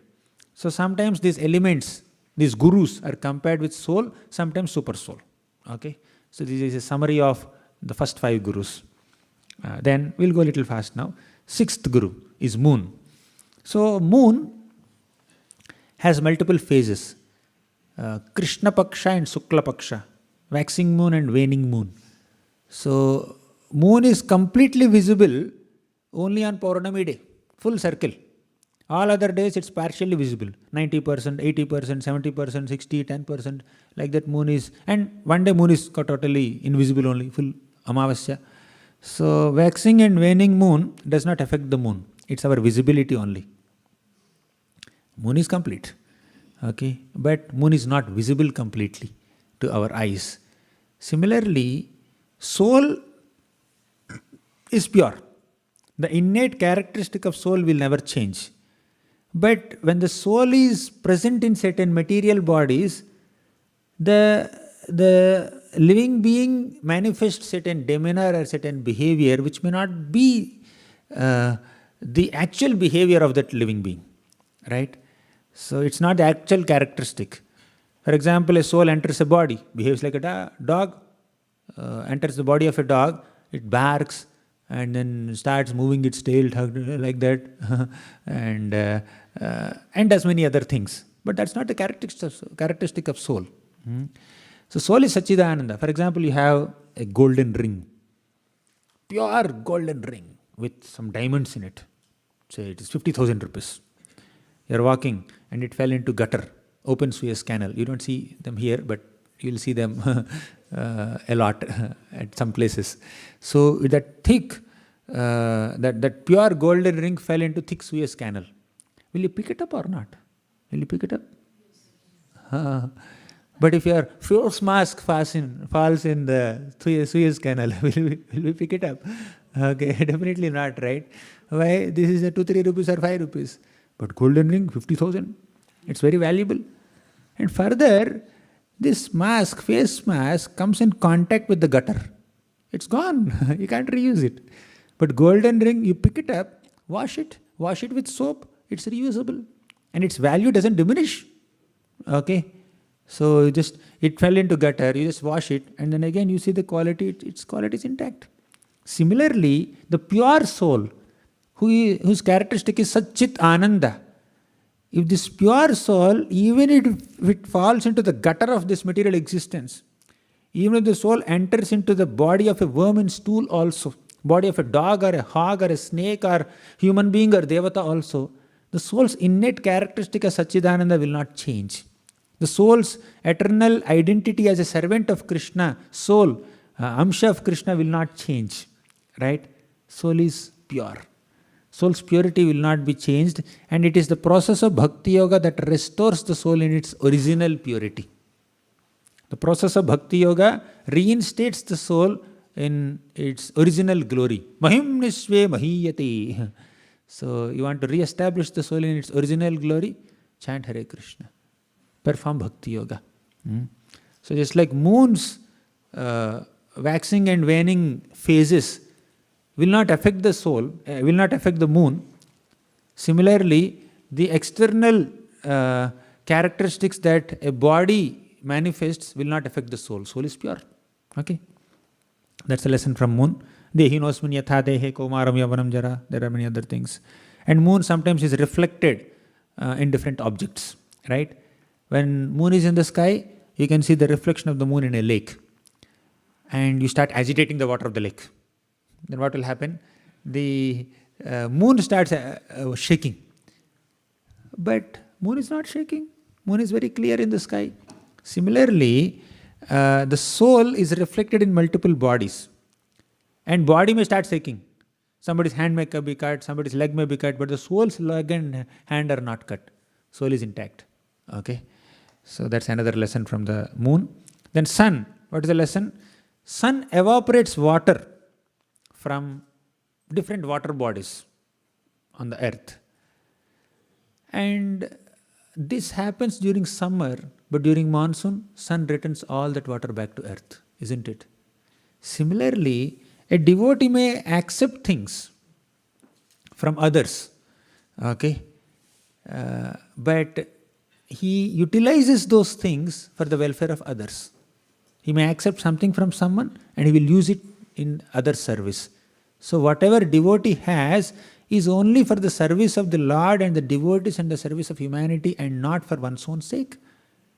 There is no proprietorship.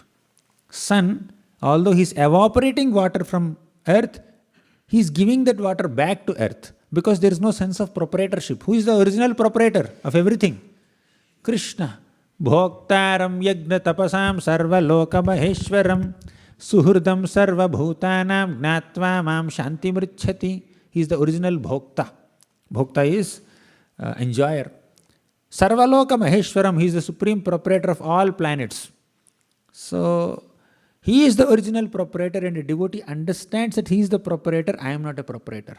Ishavasyavidam sarvam yitkincha jagatyam jagat tena tyaktena bhunjita magridha kasya svidhanam.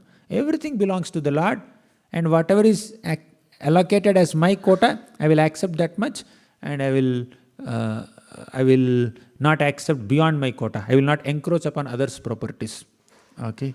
So this is the nature of a devotee.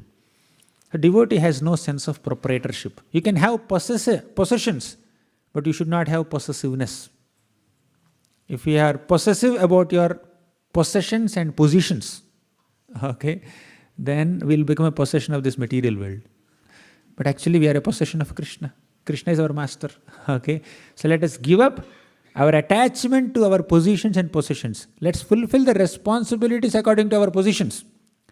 Let us maintain our possessions with all care. That's good. You have to do it. As long as some possession is under your care, you have to maintain it nicely. But please understand, it doesn't belong to you. We may have so many possessions, we may have cars and bungalows, and we may have gold and silver, we may have kingdoms and entourage, we may have hundreds and thousands of followers. Okay. But all of them are not our possessions. Ultimately, Krishna is the proprietor. We are not the proprietors. Bhumi Devi, she is laughing at the ignorance of some kings. There is a song called Bhumi Gita in the 12th canto of Bhagavatam, 3rd chapter. Bhumi Devi is laughing at them. They were saying, some king came, he claimed proprietorship over this land. He says, this earth is mine. Where is he now? One. He died. His son claimed proprietorship over this earth. This earth is mine, this land is mine. And this fellow wanted to encroach upon someone else's property and he wanted to attack the next kingdom and take that land also under him. Because this earth is mine, this big earth. So many people claimed proprietorship over me. None of them are there. Bhumi Devi is laughing at them, sometimes crying at them also. My God, these are exploiting me so much. Right? Nobody is proprietor. I belong to Varahadev. Okay, I am the consort of Varahadev, and these people are saying that I belong to them. This earth is mine. There is a lot of strife and a lot of tension, a lot of quarrel, even amongst brothers, own brothers who are born out of the same mother. They keep fighting for little land, little earth, 1 square foot land. That creates big dispute between two brothers. Okay, so this is life. But a devotee lives a life of selflessness and no possessiveness. This is not my property. It is Krishna's property. That we can learn from sun. Sun accepts water, evaporates water from water bodies, and he gives it back. He doesn't hold it. So then when there is no possessiveness, there is no entanglement. Entanglement comes from attachment. Disentanglement comes from detachment. You can be detached but be responsible. Okay, you can have possessions but don't be attached. So the balance of detachment and responsibility is taught by great sages and great kings also. Ambarish Maharaj, Prithu Maharaj, Dhruva Maharaj, all these great kings, they had so much land. So much of portion of earth was their possession, but they never had possessiveness. As soon as the next successor is ready, they delegate their responsibility of the kingdom to them and they will go and chant Hare Krishna. Right? So that's one lesson that we can learn from sun. And another lesson is, sun is undivided. Now sun's reflection you can see in one lake. Same sun's reflection you can see in another lake. There may be 10 lakes in a city. Sun is rising. Sun is reflected in all the 10 lakes. That does not mean sun has become 10 parts, 1 by 10. Sun is same. He is undivided. Similarly, the super soul is reflected. The Supreme Lord is reflected as super soul within the hearts of all living beings, but he is undivided. Okay. So there are many such lessons from the... Okay, let me take one more lesson from sun. So one lesson is, when the sky is overcast with clouds, you cannot see the sun, isn't it? You cannot see the sun when there are so many clouds. But can you make out that it is daytime without seeing watch? Right? You can make out, right? Why? Sunshine is there. All the clouds are there, thick clouds are there. Sunshine is coming through the clouds. Clouds are unable to completely cover the sun. Clouds can never cover the sun. Clouds are only covering our vision, not the sun. So, but the clouds also cannot completely cover our vision of the sun, because sun is so brilliant that his shine comes even through clouds. When sun is not there in the sky, when sun goes to the other hemisphere, then you will understand it is night. Just because clouds are there, you will not get the night feeling. Okay, sunshine is still there. So, but the lesson here is, if the sky is overcast with clouds, sun is invisible. And if our mind is overcast with speculations, with different material conceptions, Krishna is not visible. We cannot understand Krishna, right? So we cannot understand Krishna as Bhagavan when we just speculate, when we just do some philosophical, intellectual analysis or gymnastics, okay?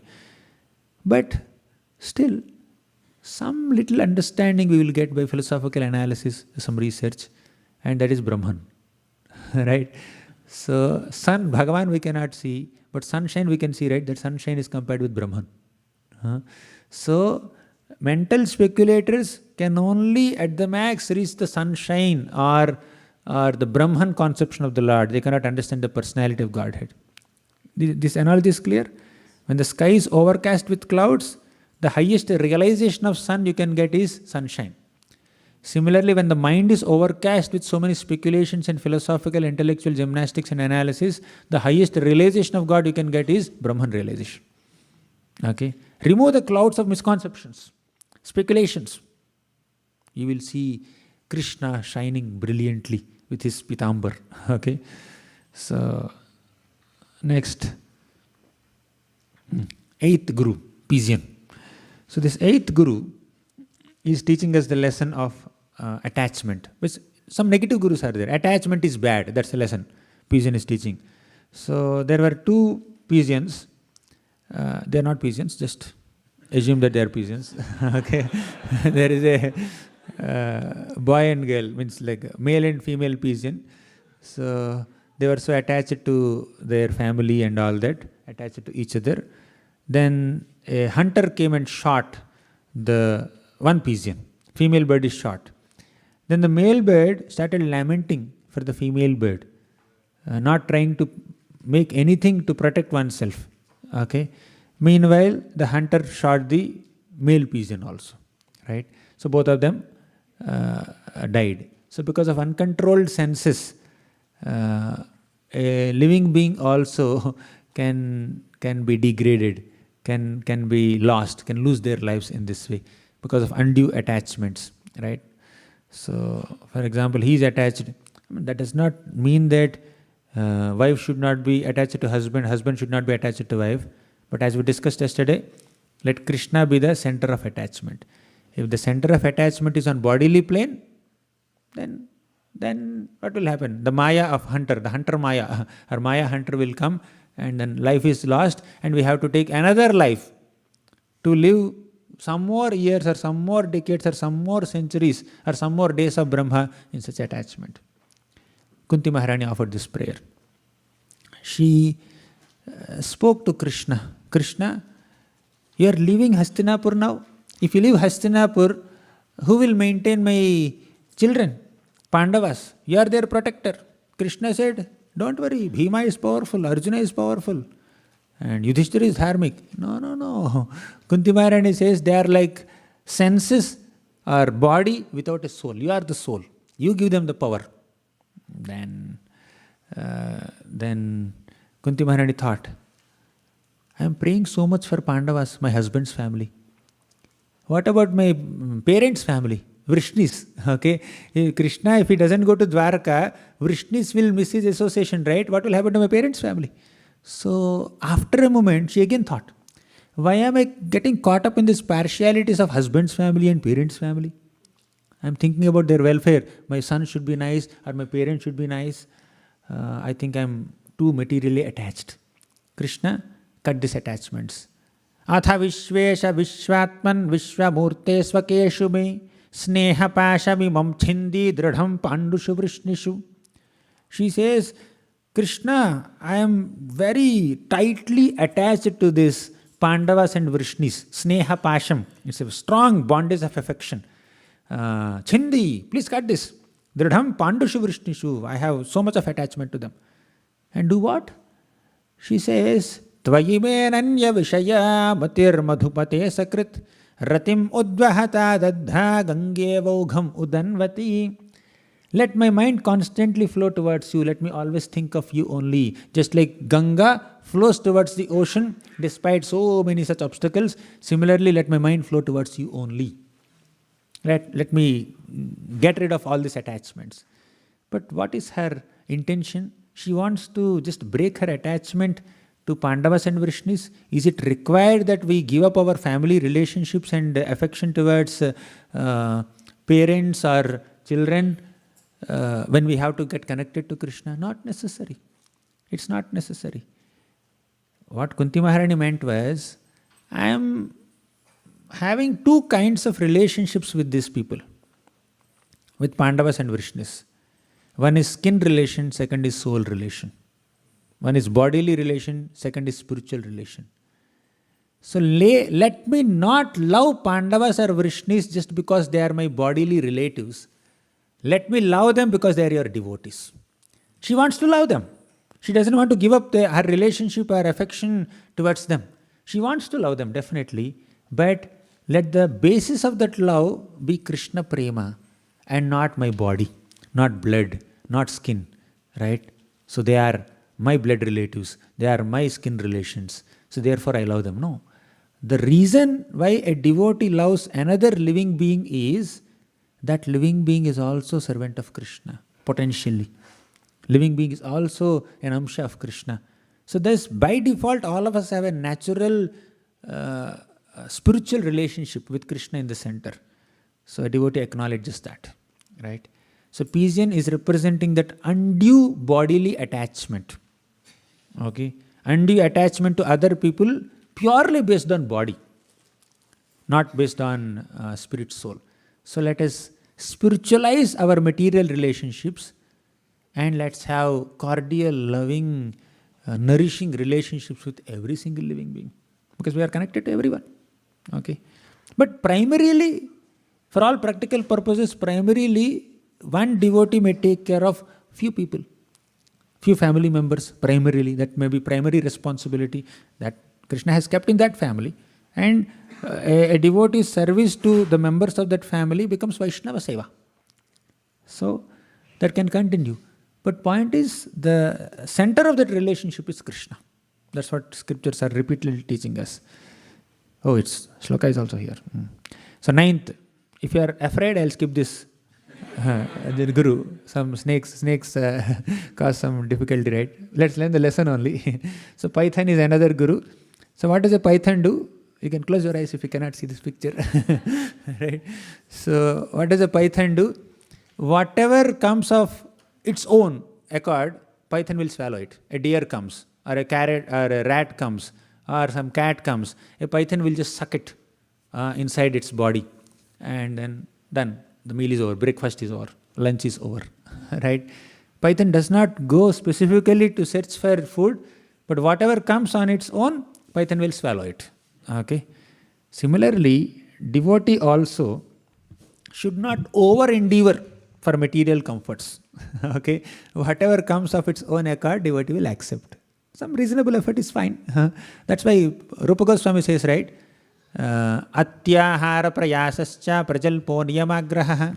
Atyahara means overly gratifying one's senses. Prayasa means endeavor to extra sense gratification, extravagance, right? So we can have some bare minimum things and some surplus funds also, but we should not be too greedy for material facilities. That's what Python teaches us, right? So Python needs some food, so it will take, but not too much. Next, 10th Guru is ocean. I think definitely I'll cover only 1 dozen, not more, as we discussed in the beginning. So 10th Guru is the ocean. So what is a lesson from ocean? Let's learn one lesson. Gravity. Ocean is very grave. Similarly, pure devotee is also very grave within. That does not mean he's always very serious, not approachable, no fun, no humor in life, not like that. So here gravity means some absorption in bhakti, not being very loose. Having some humorous dealings, some light-hearted dealings is there in the life of Mahaprabhu also. Who can be more grave than Mahaprabhu as a sannyasi? But he also has some light-hearted jokes, interactions with Advaita Acharya, Nityananda Prabhu and some few other devotees, right?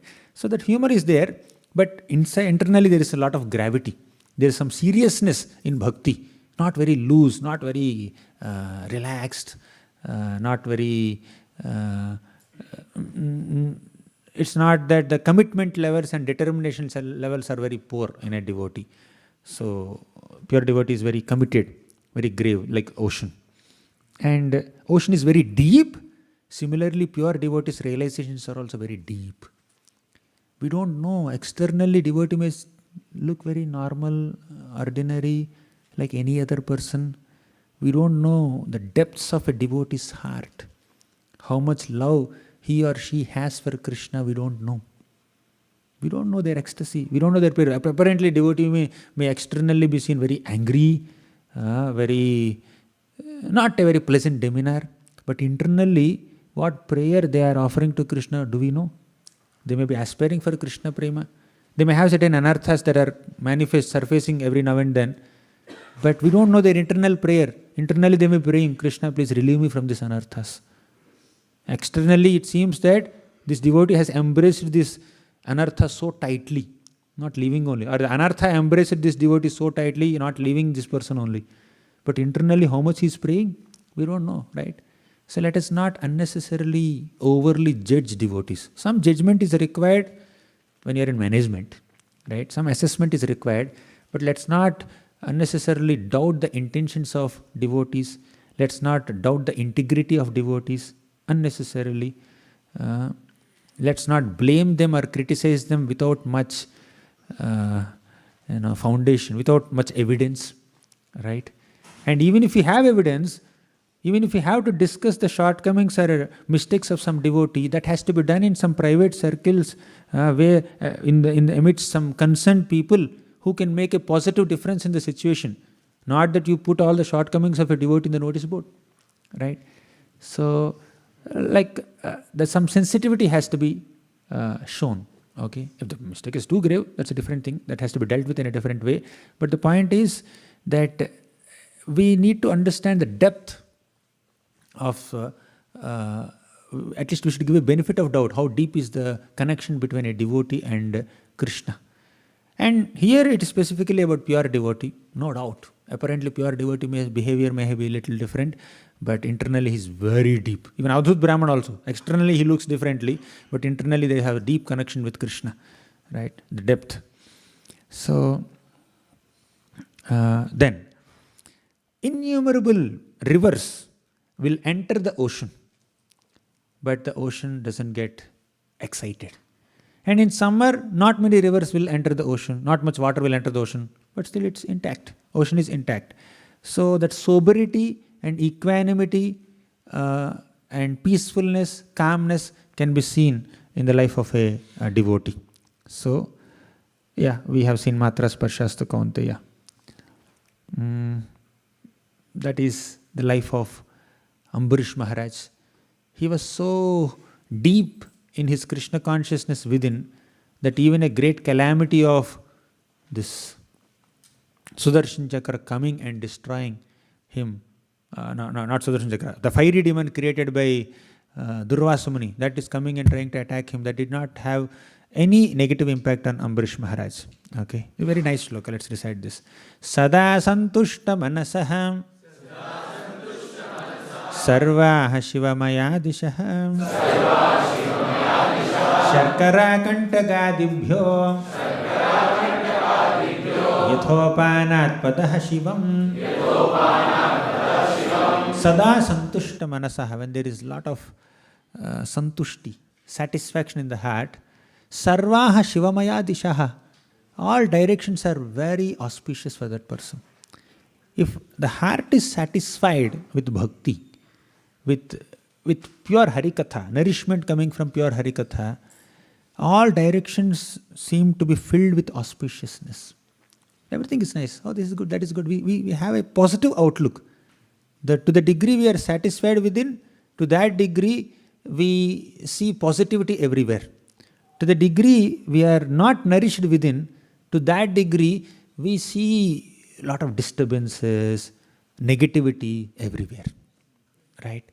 So, Sharkara kantagadibhyo yathopanat padaha sivam means when you are wearing shoes and walking on the street, all the thorns and pebbles and the heat will not touch you, will not touch your feet.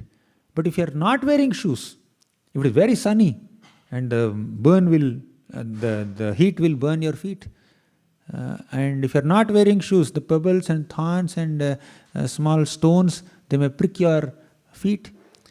But if you are wearing shoes, nothing happens. Similarly, let us wear the shoes of satisfaction. Then the negativity, the thorns of negativity, the pebbles of criticism, and the heat of the material temptations will not touch us. If you are satisfied with what you have, no temptation can allure you. Right? We will be able to tolerate the temptations. We will not have temptations only when you are satisfied with what you have. But when you are not satisfied with what you have, you keep on hankering, or you always feel emptiness within, then there is no happiness. But what satisfies us is the main lesson. That's the conclusion. Same basic, fundamental, essential message of Bhagavatam. That is, savai pumsam paro dharmo yato bhakti radhokshaje ahaituki apratihata yayatma suprasidati. Our supreme duty in this world is to perform loving devotional service unto Krishna. And that bhakti has to be performed without any motivations and without any interruptions. Ahaituki apratihata. Ahaituki means without any motivations. without any selfish desires, without any personal agendas. Apratihata means without any interruptions or irregularities or inconsistencies. When our bhakti is done with pure intent and proper consistency, yay atma suprasidati, heart is completely satisfied. Okay? Complete satisfaction of heart is guaranteed to the degree our intentions are pure. To that degree, there is consistency in our services. Advancement and satisfaction in devotional service are dependent on the purity of intent and consistency of our attempt in sadhana. Okay, so when that is there, complete satisfaction is guaranteed. When we are not getting satisfied, even after practicing bhakti for 10 years, 20 years, 15 years, 13 years, then we need to go back and check our motivations. We need to go back and check our consistency. Am I being consistent in my sadhana, or am I taking undue breaks? Or am I having pure intentions, or am I feeling very selfish? Okay, selfishness can never give satisfaction. Only selflessness can give satisfaction. Okay, so inconsistency will not give you the necessary nourishment that you are supposed to get. So if there's consistency, then you will get that nourishment. Just like you are boiling milk. So you kept milk on the stove, and it may take some 5-10 minutes for the milk to come to certain boiling point, right? And you are done with it. But if you keep the milk for boiling, and somebody came, some phone call came, you switch off the stove, you go and attend to it. After a few minutes you will come, again switch it on. And after 2 minutes somebody will call. Okay, again you go and attend to that, and you switch off the stove. Okay, after 3 minutes you will come back and again switch it on. So now you may keep that phone that on for 10 minutes. But if the 10 minutes is not continuous, not consistent, but intermittent, milk will take forever to boil. Right? Within 10 minutes milk will not boil. Because whatever heat it has gained, it is getting reduced because you are giving a break. Right? Again you have to reinvent the wheel. Similarly, when you are studying Shastra, you read one chapter today. Tomorrow you can read second chapter. But if you give 1 month break, you forgot whatever you read in first chapter. Okay? Why 1 month break? In 10 days only, in 1 week only we will forget. But if you consistently read daily basis, or at least keep some quota, weekly quota, then you are in touch with the subject. So our intermittent access to this devotional activities will block our absorption in it. Right? So absorption, the enemy for absorption is inconsistency. Right? Consistency facilitates absorption. The more consistent we are in bhakti, the more we can relish bhakti. But if it's intermittent, then it's very difficult. Right? You're hearing a class, for example. So every 5 minutes, if we are getting distracted, or we are reading a book, every 5 minutes we are checking our phone. So we are checking some message. Okay, then you are reading the book. After 5 minutes again you check the phone. Again you read the book. After 3 minutes again you check the phone. Another message comes. Okay, you keep it. You start reading. After 5 minutes, even if no message comes, you will pick it up. Right? Whether Wi-Fi is working or not, whether my mobile data is on or not, the signal is there, battery dead ho gaya kya. Right? Because we are so accustomed to get distracted, take breaks every 2-3 minutes. We are accustomed to pratihata bhakti. Right? So we are not getting that suprasidati. So when the bhakti is apratihata, consistent, and definitely with pure intent, then we will get full satisfaction. So, 10 gurus only, not 12 gurus. Sufficient, 10 gurus, not even 1 dozen. It's 9:33 or 4. We'll take some questions. We have learned some lessons from 10 gurus. Yes.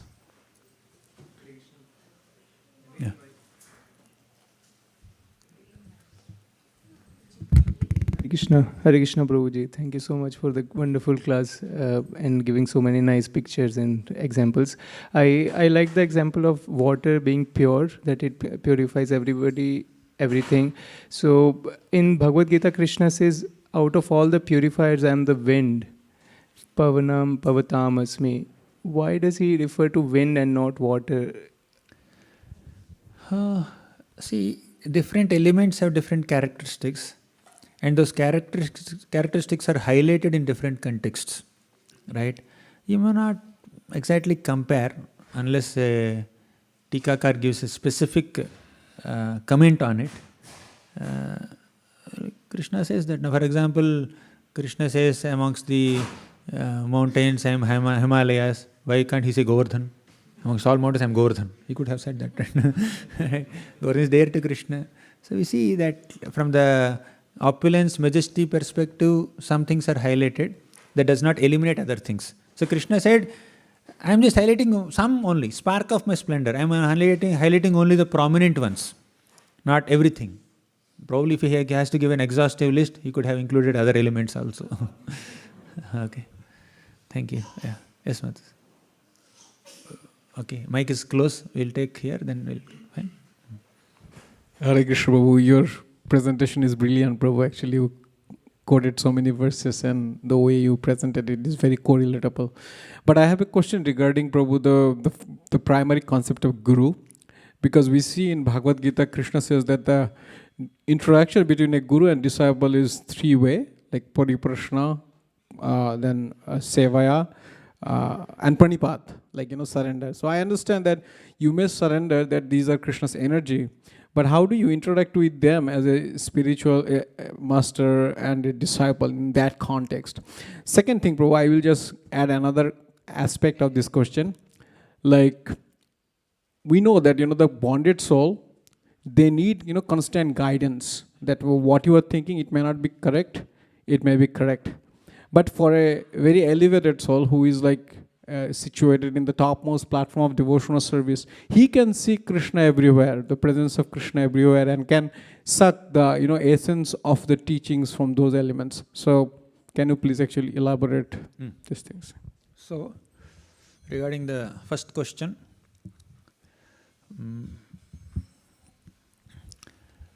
तद्विद्धि प्रणिपातेन परिप्रश्नेन सेवया उपदेक्षन्ति ते ज्ञानं ज्ञानिनः तत्त्वदर्शिनः. That is referring to a guru who is either giving diksha or in some, for all practical purposes, in a human form and reciprocating with what we are seeing. That is not exactly referring to mountain, tree, ocean, all that.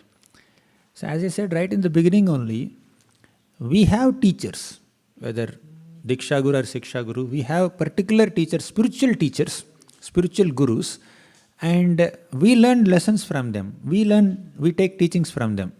And when we observe the world, then we start seeing the world from the lens of the teachings that these spiritual gurus have given us. Thus, by your own introspection, by your own buddhi, we learn more lessons from the nature. It's not that we have to, the tree is sitting on a Vyasasana and giving some lessons to this Avadut Brahmana. We mentioned all this in the beginning. You were there in the beginning? It's not like that.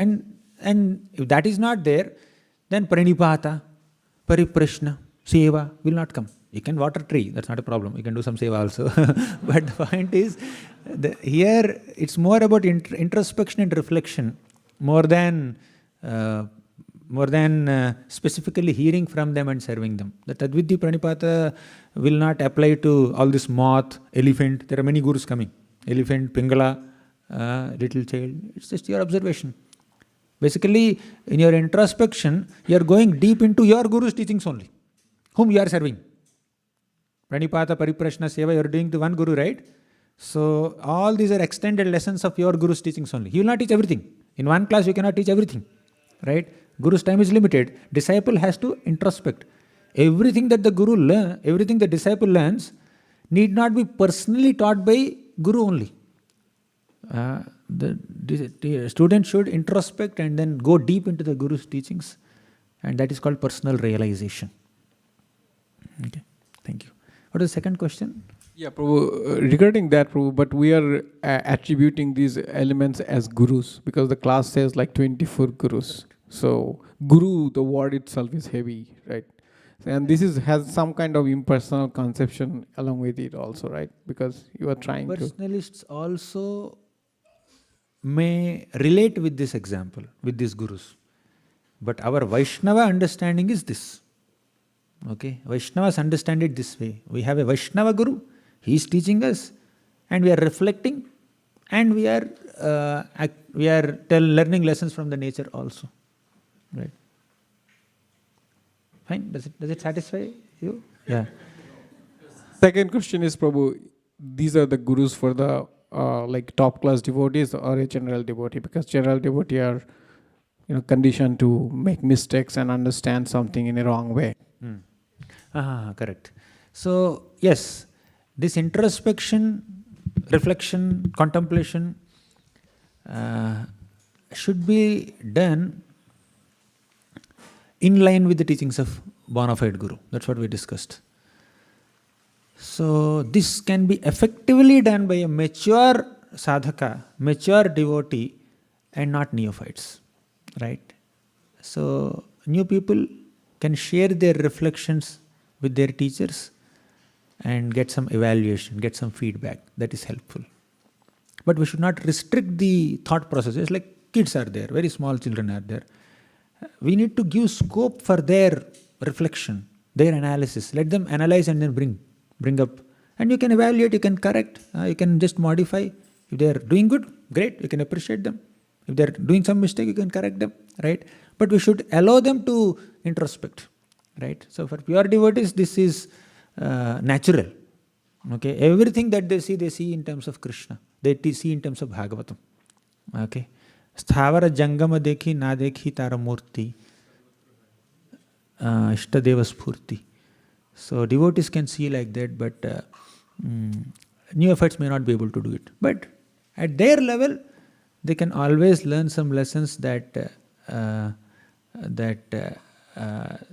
they derive from bona fide teachings that they received from the bona fide guru. Okay, thank you. Thank you, Guru. Thank you. Thank you. Mataji.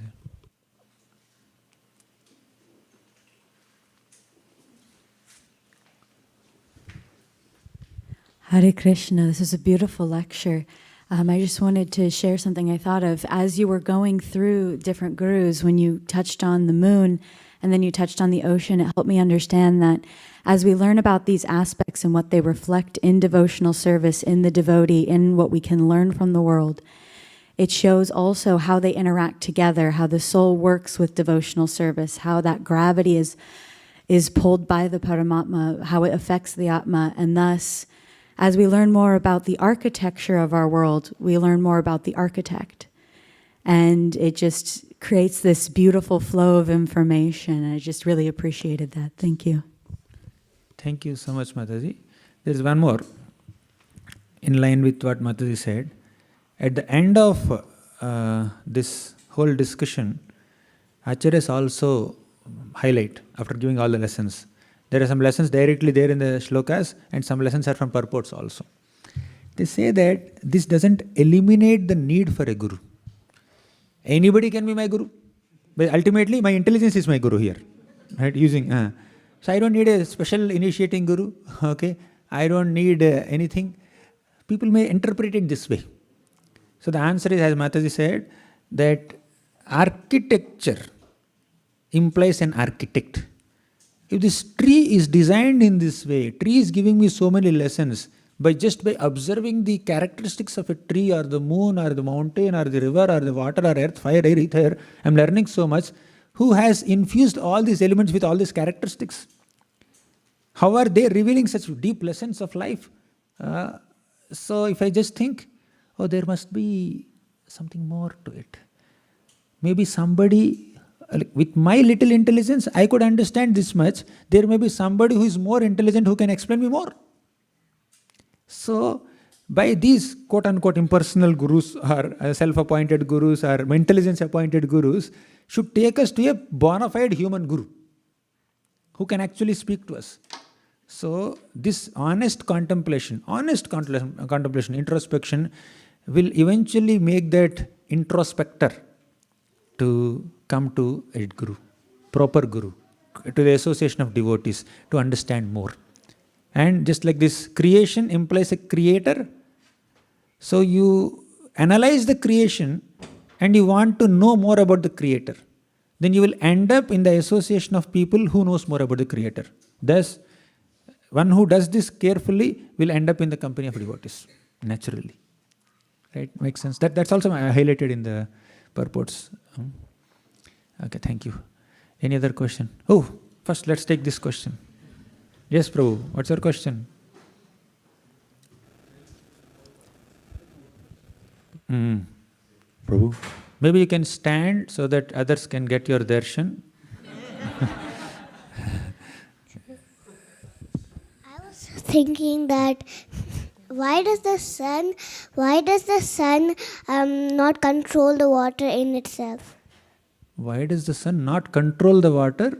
In itself. Okay. Take the water in itself. Sun is very hot, right? So sun takes water and creates clouds. All the water that is evaporated by the sun are stored in clouds. And the clouds will give that water back to earth. Okay? One sun cannot hold so much water. Okay. He needs so many assistants, the clouds. Make sense?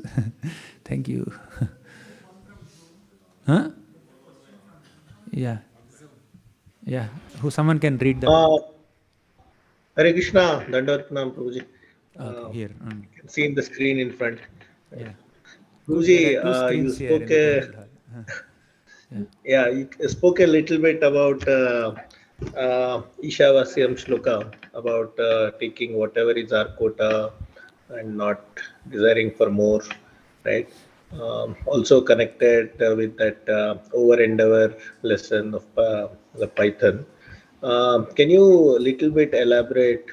Is there some quick way to know what is my quota, what is not my quota?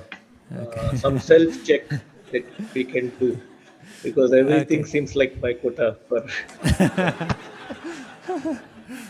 Okay, great. Good question. Quota is of two flavors, two categories. One is the gross, second is the subtle. Okay? So, grossly speaking, we need some facilities, we need some money, we need some wealth, we need some food, we need some facilities for our survival in this world. Okay? So, you please accept that much to maintain the body and soul together, right? How much is too much depends, right? 10,000 sufficient for me? I need 20,000? You decide, depending on the cost of living, the place where you are living, depending on the number of people at home, depending on the specific health problems that people have at home, and depending on age. So like that, there are multiple factors by which you can arrive at some conclusion that this much is okay for me, as far as physical facilities and wealth are concerned. Apart from that, those who are in family, they should also have some surplus funds. They should have some savings. Mahaprabhu said this. Okay, so when Vasudeva Datta is just spending everything that is coming. This is coming and they're spending. But Mahaprabhu told Shivanandan, take care of his accounts. He's not keeping any savings. How will he maintain? Suddenly COVID will come. If you don't have enough savings, okay, what will happen? How to maintain? So whatever is required for our maintenance, plus some surplus funds to meet with emergencies, to meet some health emergencies and other things. And if it is more than that, then we can always, Madan Mohan is there, we can always use that in Krishna's service. So that is about the gross understanding of how much is one's quota. And there is another thing, subtle quota. Let me tell you the example from 4th canto of Bhagavatam. In the 4th canto, Suruchi and Suniti were the two wives of Uttanapad. Suruchi is the favorite queen of Uttanapad, And Suruchi's son Uttama was sitting on Uttanpad's lap. And when Dhruva is coming to sit on Uttanpad's lap, Suruchi did not allow. Here, quota is not just money, not just food. Quota is one's rights also. A child also has a right to sit on father's lap.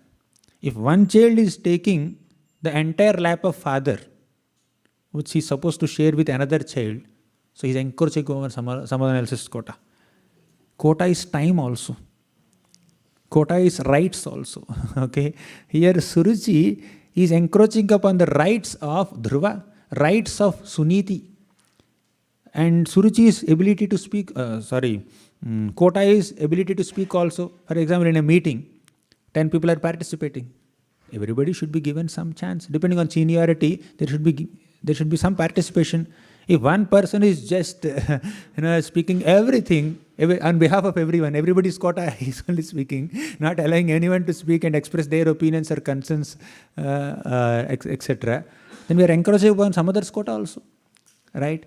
So quota is subtle also. It's not just gross money and facilities. Quota is also the subtle rights that we have. We should allow others to express their opinions, speak their heart, and if they are, whether it is sitting on father's lap or sitting on the father's throne or whatever it may be, there should be some, it should be reasonable. So, does it make sense, Prabhu? Quota? Thank you so much. Thank you so much. Very nicely. I think 9:50 closely. I think we need to conclude here. Mata is saying. Yes, Thank you so much, Prabhu. Let's have a big hand for Darshan Prabhu.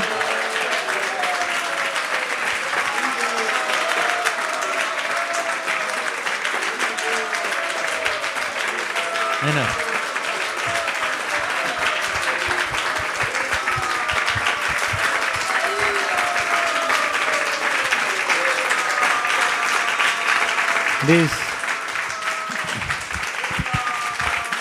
These claps are beyond my quota. I'm saying these claps are beyond the quota. That's required. We've had such a wonderful 4-day, and we have one more day for the kids. Tomorrow is Bhagavatam Tales, 2 sessions. Please don't miss. Kids, anybody who feels they're a kid can come. That's really not restricted. Parents should come. Pavani Bhakti Mataji is going to be the host at her house tomorrow. So please check the message out. And deeply thankful for all the things that we've been learning, Prabhu. I can't thank you enough. Very, very thankful to Radha Madan Mohan that you could come visit us. And today we are going to go to the farm. And unfortunately, our farm is overbooked. And I'm so sorry. I know so many people are trying to reach out. We don't have, we booked the farm only for 100 and we already have 120. I don't know how we will actually get 20 inside. We have to go see there. So thank you so much. And 9:40 now, Soumya is going to do her presentation. And this is actually based on your book, Prabhu. The kids have been learning. Raseshwari has been teaching. And as soon as Soumya's presentation is over, we will head out to the farm. 10 o'clock sharp, they will serve prasadam. And 10:15, those of you who have already booked, because we have to be at the farm at 11:30. So it takes a good drive there. Yeah. Thank you so much, Prabhu, for your class. Krishna is very kind and very miraculous. We have this series of presentations, as you all know, ongoing for almost two months now, and it will continue actually for 2 more months because we have over 23 students in the Kaishura age group, 12 to 14. So every week we are doing one presentation. Some parents ask me, Sunday school is over, we are on a summer break. How do we have, another presentation? I said, this will continue. So today's presentation actually is again not pre-planned. It was as per schedule. The topic is, do I need a guru?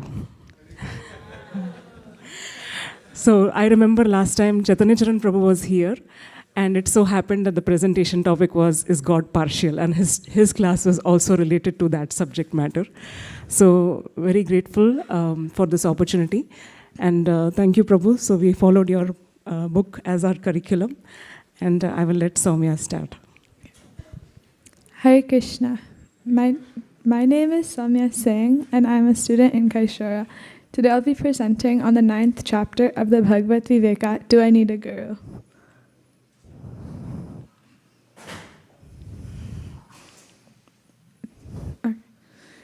Firstly, what is a guru? A guru is a spiritual legend who transparently transmits transcendental teachings for our transformation. These spiritual representatives are bona fide representatives of God, empowered by Him. They are well versed with the essence of the Holy Scriptures, which are the words of God. They preserve the scriptural wisdom by spreading it far and wide for the welfare of humanity. Necessity of accepting a spiritual master. So in general, people's goal of life is to live happily in this world by striving for success, acquiring necessary education, wealth, fame, friends, and so on. But as human beings, we need to understand that this planet serves as a residence not for long. To live a balanced and purposeful human life, we need both material knowledge and spiritual knowledge. And just as we approach various experienced teachers to get material knowledge, we need to approach a bona fide spiritual teacher to get spiritual knowledge. Duties of a guru. Srila Prabhupada says that the duty of a guru is to find the means according to time, place, and circumstances by which people can come closer to God. Even though the acharyas, they certainly guide people who approach them, but even if people do not come, they themselves go out to preach God's message. They initiate and empower their followers to carry forward their teachings for future generations. They also give us various prescriptions and prohibitions for our practice of spiritual life. Duties of a disciple. Some of Srila Prabhupada's instructions to his followers were to chant 16 rounds of the Hare Krishna Maha Mantra on their beads daily, attend morning prayers, do arati, worship the tulsi plant, and study the scriptures. Last but not least, do I need a guru? Yes, everyone needs a guru so that they can get invited back to the spiritual world for an eternal life. We can attain success on the spiritual path only with a guru. We are clearly indebted to the acharyas for showing us a spiritual way out in the midst of the materialistic ways of life. All we need to do is practice the processes prescribed by them. We can thus perfect our rare human life, which once lost is very difficult to obtain. Hare Krishna, thank you for listening.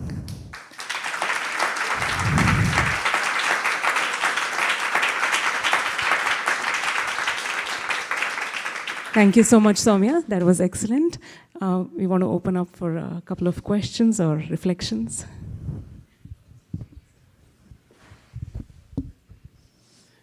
Thank you very much. As Mataji said, it's very timely. One thing that stuck in my mind during your presentation is I felt like Chaitanya Charan Prabhu is here. There were so many rhythmic repetitions of the words, so that was very beautifully presented. So, and it's very the sequence in which you went through is also very beautiful. And how do we need to accept a guru? That's a question many a times we ask. And as Prabhuji was saying, we have so many gurus around, so do I really need one? And so that's also very beautifully covered. So thank you very much. Thank you, Prabhuji. Hare Krishna, I also really liked your class. One point that stuck out to me was how you said when we were seeking material knowledge and we try to enter a topic, we seek teachers because that's the best way to learn. And I was thinking like it should be natural in the same way to seek out a teacher when you're trying to so deeply embed yourself in a spiritual practice. So that was really a nice comparison. Thank you.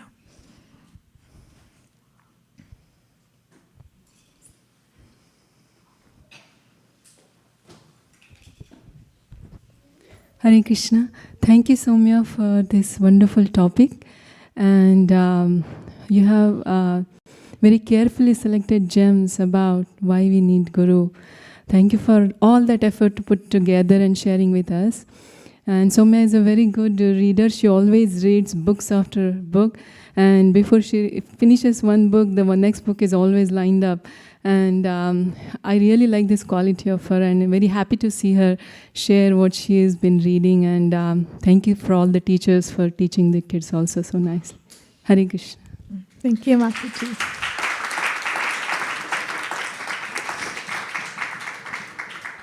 I definitely want to mention Soumya was among the first student to finish the slides when I asked all the students to prepare their slides and start doing, practice sessions in our classes. So I'm very grateful to you, Soumya, for your enthusiasm. Any other questions or reflections? Okay. I actually want to take this opportunity to thank Prabhuji. Actually, some of the topics that the kids were covering, they're so amazing actually.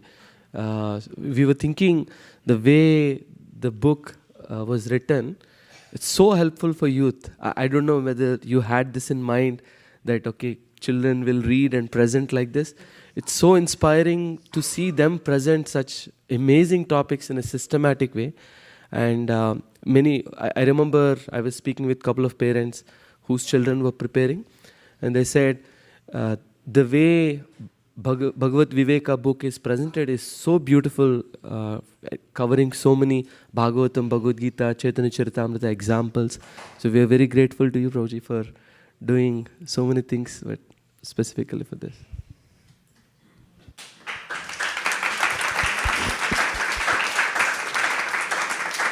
Yeah. I want to echo that. Actually, as a Sunday school teacher, my job was so simple. And not only that, as a teacher, my first role is I want to learn.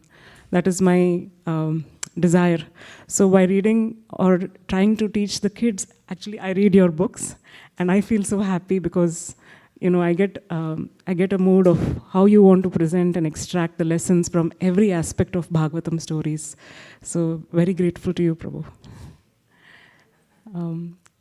Are there any other questions or comments? Okay. Without further ado, we can go to the next part of the program. I think we have Guru Puja planned. Yes? Okay. So thank you very much. And with this, we can just quickly clean up, put the mats in the back of the room, and prepare the hall for the Guru Puja.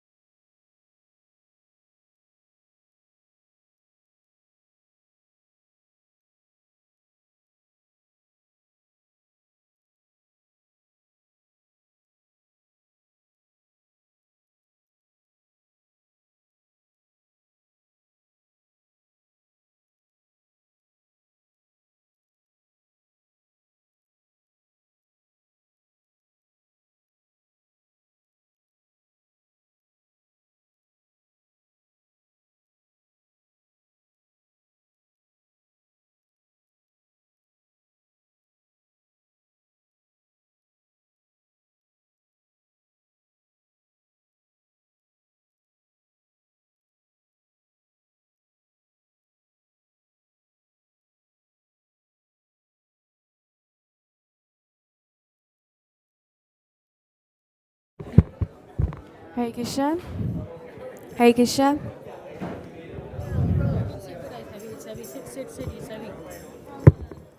Namashestam manamapi sachibuddhamatva surupam Shrirupam tasyagajam uruparim matarim goshavatim Radha kundam girivaramaho radhika madhavasam Prapto yasya pratita kripaya Shri Gurum tannatosmi He Guru Jnanadadina Bandho Swadanadata Karunaika Sindho Vrindavana Sinahitavatara Prasida Radha Pranaya Prachara He Dina Bandho Karunaika Sindho Guru Prasada Mai Mandamude Laksha Parade Bahupapagade Tadpada Padme Sumatisha Krishna.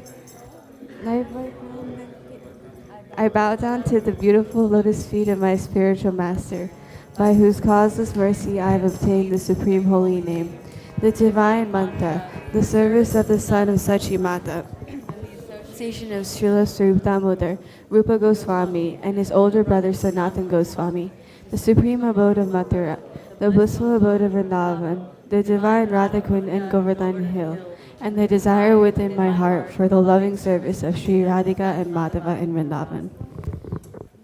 O spiritual master, O giver of divine wisdom, O friend of the fallen, you are the giver of your own bliss, and you are the only ocean of mercy. Although dwelling in Vrindavan, you have descended for the welfare of fallen souls like myself, and you are preaching the divine love of Radha for Krishna. Please be kind upon me. O friend of the lowly, O Gurudev, you are the only ocean of mercy. I am a dull fool and have committed hundreds of thousands of offenses. I have fallen into a dense myriad of sins. Therefore, grace me with your mercy so that my mind may be fixed on your lotus feet and on Sri Krishna. O my Lord, transcendental poets and experts in spiritual science could not fully express their indebtedness to you, even if they were endowed with the prolonged lifetime of Brahma. For you appear in two features, externally as the Acharya and internally as the Supersoul, to deliver the embodied living being by directing him to come to you.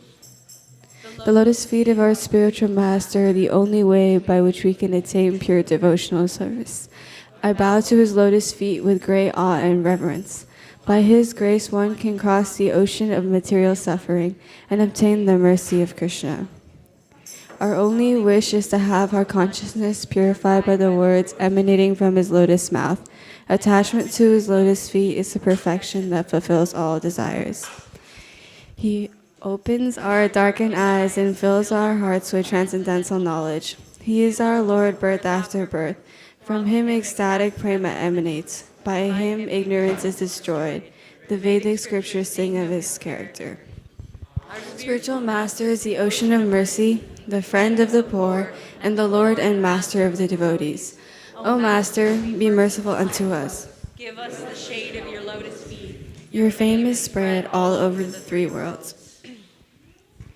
Shri Guru Charana Padma Kevala Bhakti Sadma.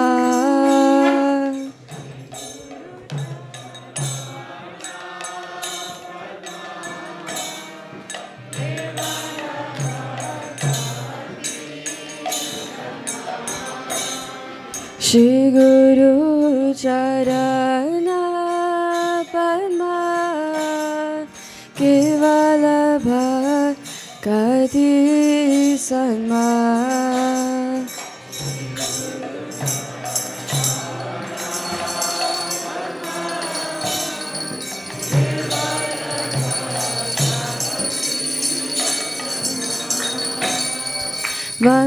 Vandamui Sabhadana Mate.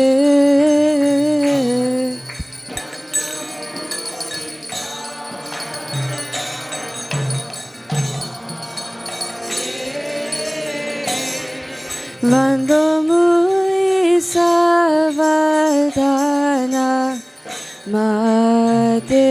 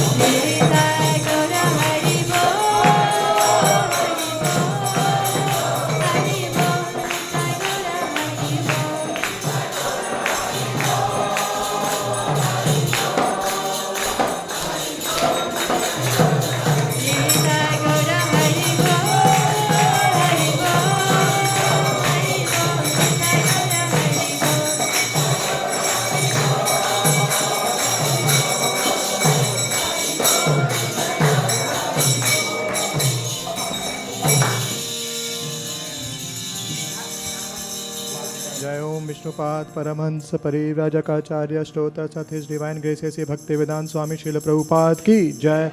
Jai Om Vishnupad Paramahansa Parivrajakacarya Stota Sat His Divine Grace Bhakti Siddhanta Saraswati Goswami Maharaj Ki Jai. अनंत कोटि वैष्णव वृंद की नामाचार्य श्री हरिदास ठाकुर की प्रेम से कहो श्री कृष्ण चैतन्य प्रभु नित्यानंद श्री अद्वैत गदाधार श्रीवासादि गौर भक्त वृंद की श्री श्री राधा कृष्ण श्याम कुंड राधा कुंड गिरी गोवर्धन की ब्रजभूमि वृंदावन धाम की नवदीप मायापुर धाम की पुरुषोत्तम क्षेत्र जगन्नाथपुरी धाम की गंगामय की यमुनामय की तुलसी महारानी की संवेद भक्त वृंद की भक्ति विनोद ठाकुर मंथली संकीर्तन फेस्टिवल की all glories assembled devotee all glories assembled devotee all glories assembled devotee all glories all glories all glories Shri guru and Shri Gauranga बोल हरि बोल.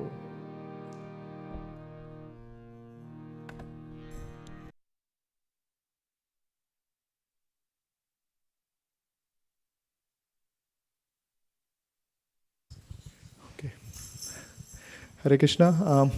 We'd like to welcome all of you on this very auspicious Saturday morning session here. And we had a wonderful presence of His Grace Gauranga Darshan Prabhu, who enlightened us with the very, very important section from Srimad Bhagavatam 11th Canto, which is the discussion between Avadhut Brahman and King Yadu about the 24 Gurus. So we'd like to again thank him by loudly chanting 3 times Hari Bol.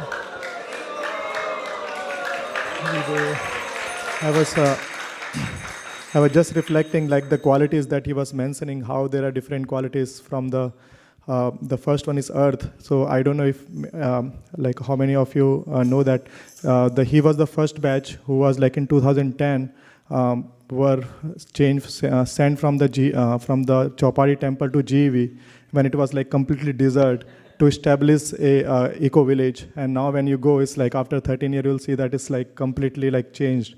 So he was the first batch, and you can see how much tolerate and how much their batch has put.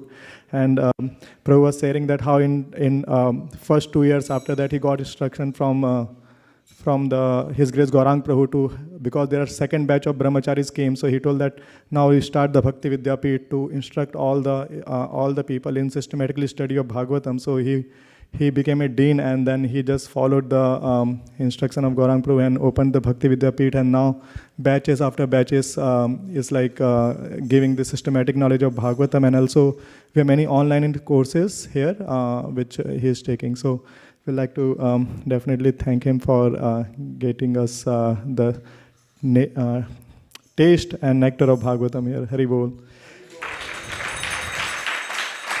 I'd like to thank our own dear Gita Priya for leading us for the beautiful Guru Puja today.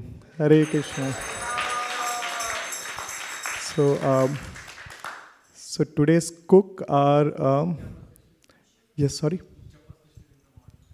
Oh yes, so Japa session led by Kautu Karnap. Oh Hari.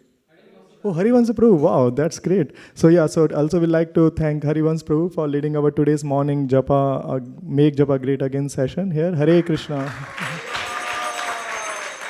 So sorry. Now we'd like to invite, we had 2 premium programs. We'd like to invite about Bhakti community to Her Grace Pavani Bhakti Mataji to share the great news happening and what are the programs this week. Hare Krishna.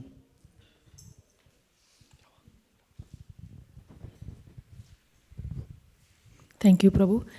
I was thinking during this week we heard from Gauranga Darshan Prabhu about, he was telling the story of Gajendra.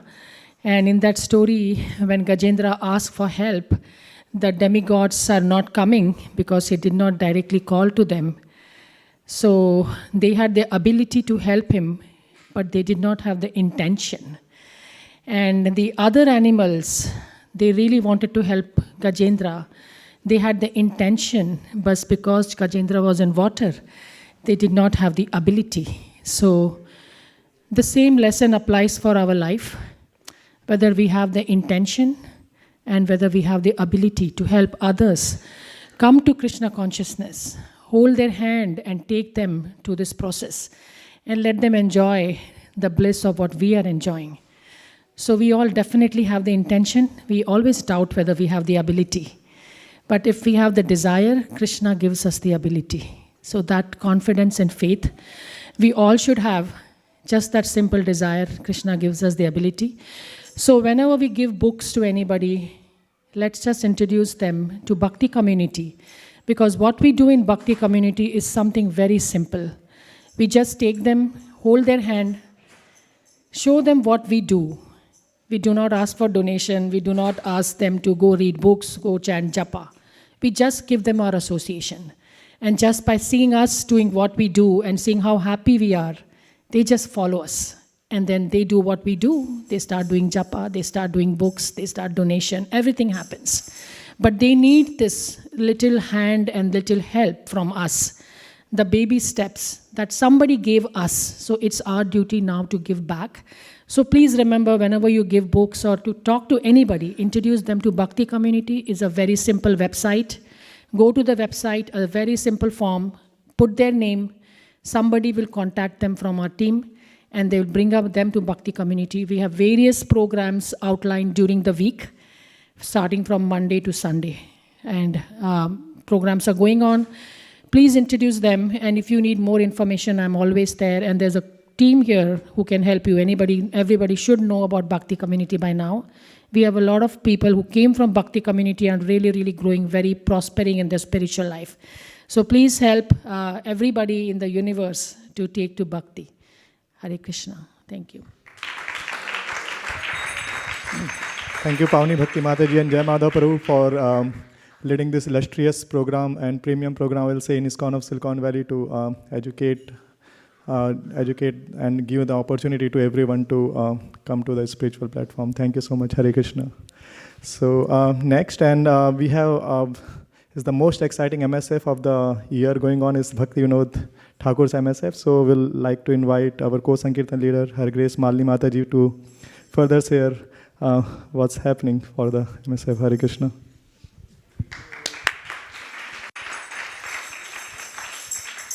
Hare Krishna. Thank you, Prabhu, for allowing us to announce about books.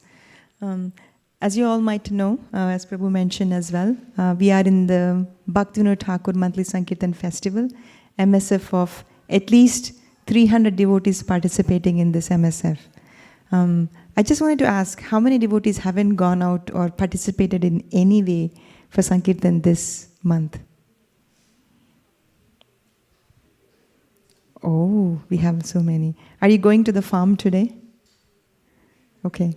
So the reason we are asking is that we want everyone to participate.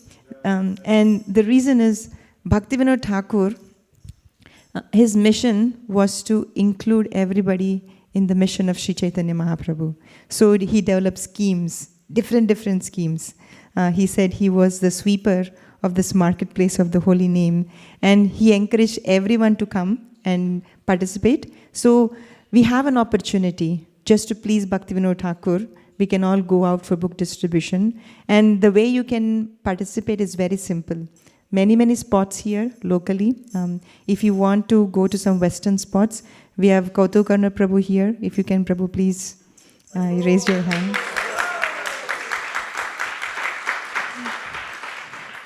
If you just ask him, where should I go? He will figure out everything for you. He will arrange a ride and everything. So please see him if you want to go. And otherwise, if you want to go door to door, we have Achyuta Kumar Prabhu somewhere here, I believe. So Achyuta Kumar Prabhu takes one team in San Jose or Fremont area. And we have Kameshwari Mataji, who takes Kids Sankirtan team in Fremont. We have a team in San Ramon who goes out door to door as well. So it doesn't matter which area you are in. You can just participate. You can touch the pavement and come back. And once you touch the pavement, then, miracles happen. So please, we request you to please Bhaktivinoda Thakur by participating in this MSF. And if possible, you can try to distribute at least one Bhagavatam set.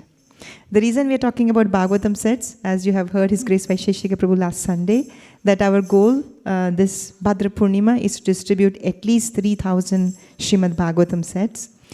And I was thinking every year the goals increase, right? We had 2,500 last year. We have 3,000 this year.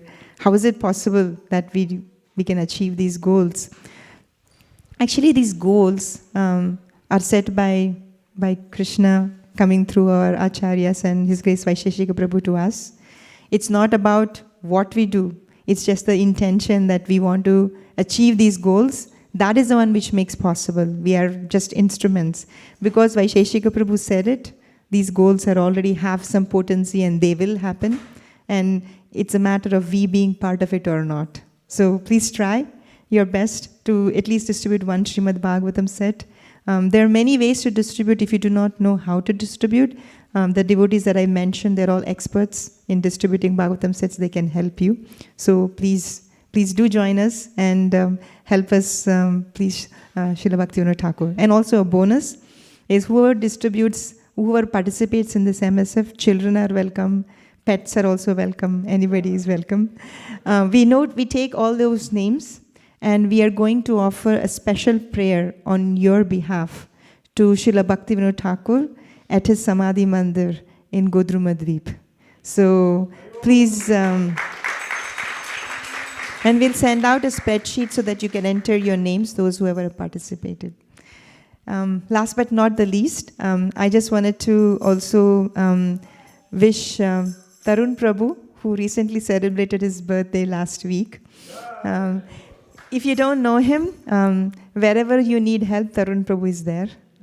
And many great services that he performs, but one of the prominent one is that he and Venudhari Prabhu manage the entire inventory for book distribution. The reason we are able to distribute so many books is because of both of them. They tirelessly lift all the books that come to the temple, arrange them. They manage the limited space that we have here, and they scheme different ways to make sure the book fits in all the places. They have a storage. They transport books from the storage. They go and give books to the devotees to pack them, bring them back. I don't know. It's an unlimited service that they both are doing. And especially Tarun Prabhu has always an attitude of saying, yes, I can do it. What do you need? I called him in the middle of the book distribution asking him, can you please come and deliver these books here? He said, send me the address. He doesn't even ask questions on when, where, how. So such an attitude of service. We pray that you make immense spiritual progress in your devotional service. And thank you for being here at ISV.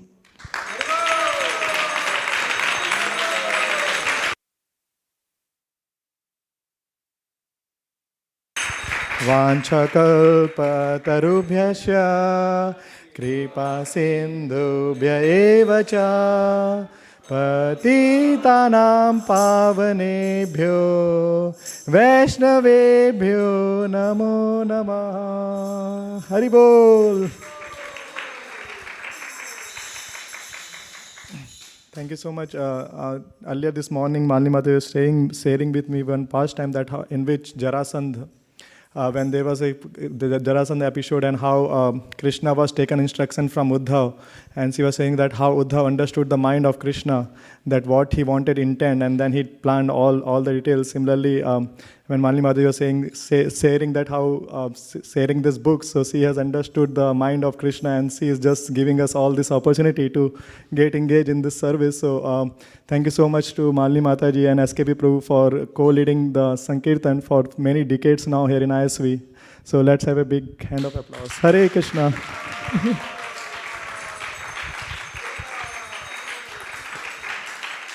So, last but not least, our cooks. So today we have the Yashoda Kripa Prabhu and Ramapriya Prabhu, Purushottam Gauranga Prabhu, and Vimla Mataji for the cooks here. So let's give a big hand of applause to them.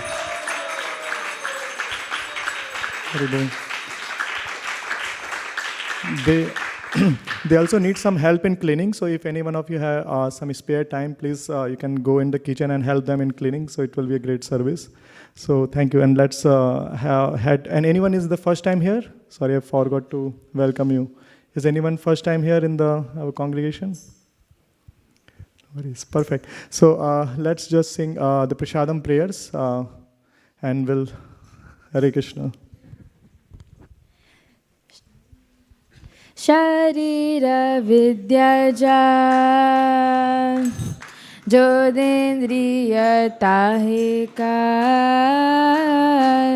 Jive Fele Vishaya Sagore Tarmadye Jivayati Lobho Moy Sudurmati Take Jita Kathina Samsare Krishna Baradoyamon Kori Bare Jivajay Swaprasadana Dilobai Seyanamita Pao Shri Shri Radha Krishna Guna Gao Premida Ko Shri Chaitanya Nitai Premida Ko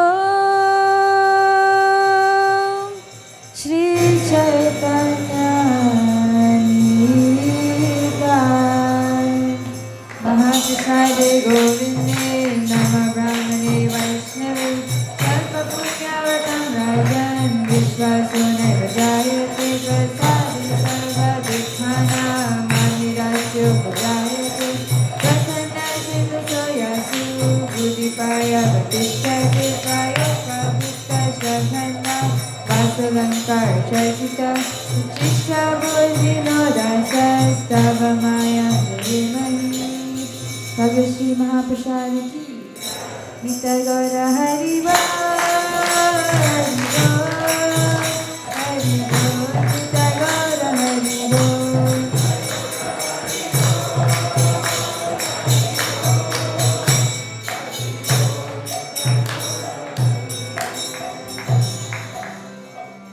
Please come take Krishna. Thank you, Niharika, for wonderful prasadam prayer. Haribo. Prasadam is served just backside of this in the front of $1 Million Wall, so all of you can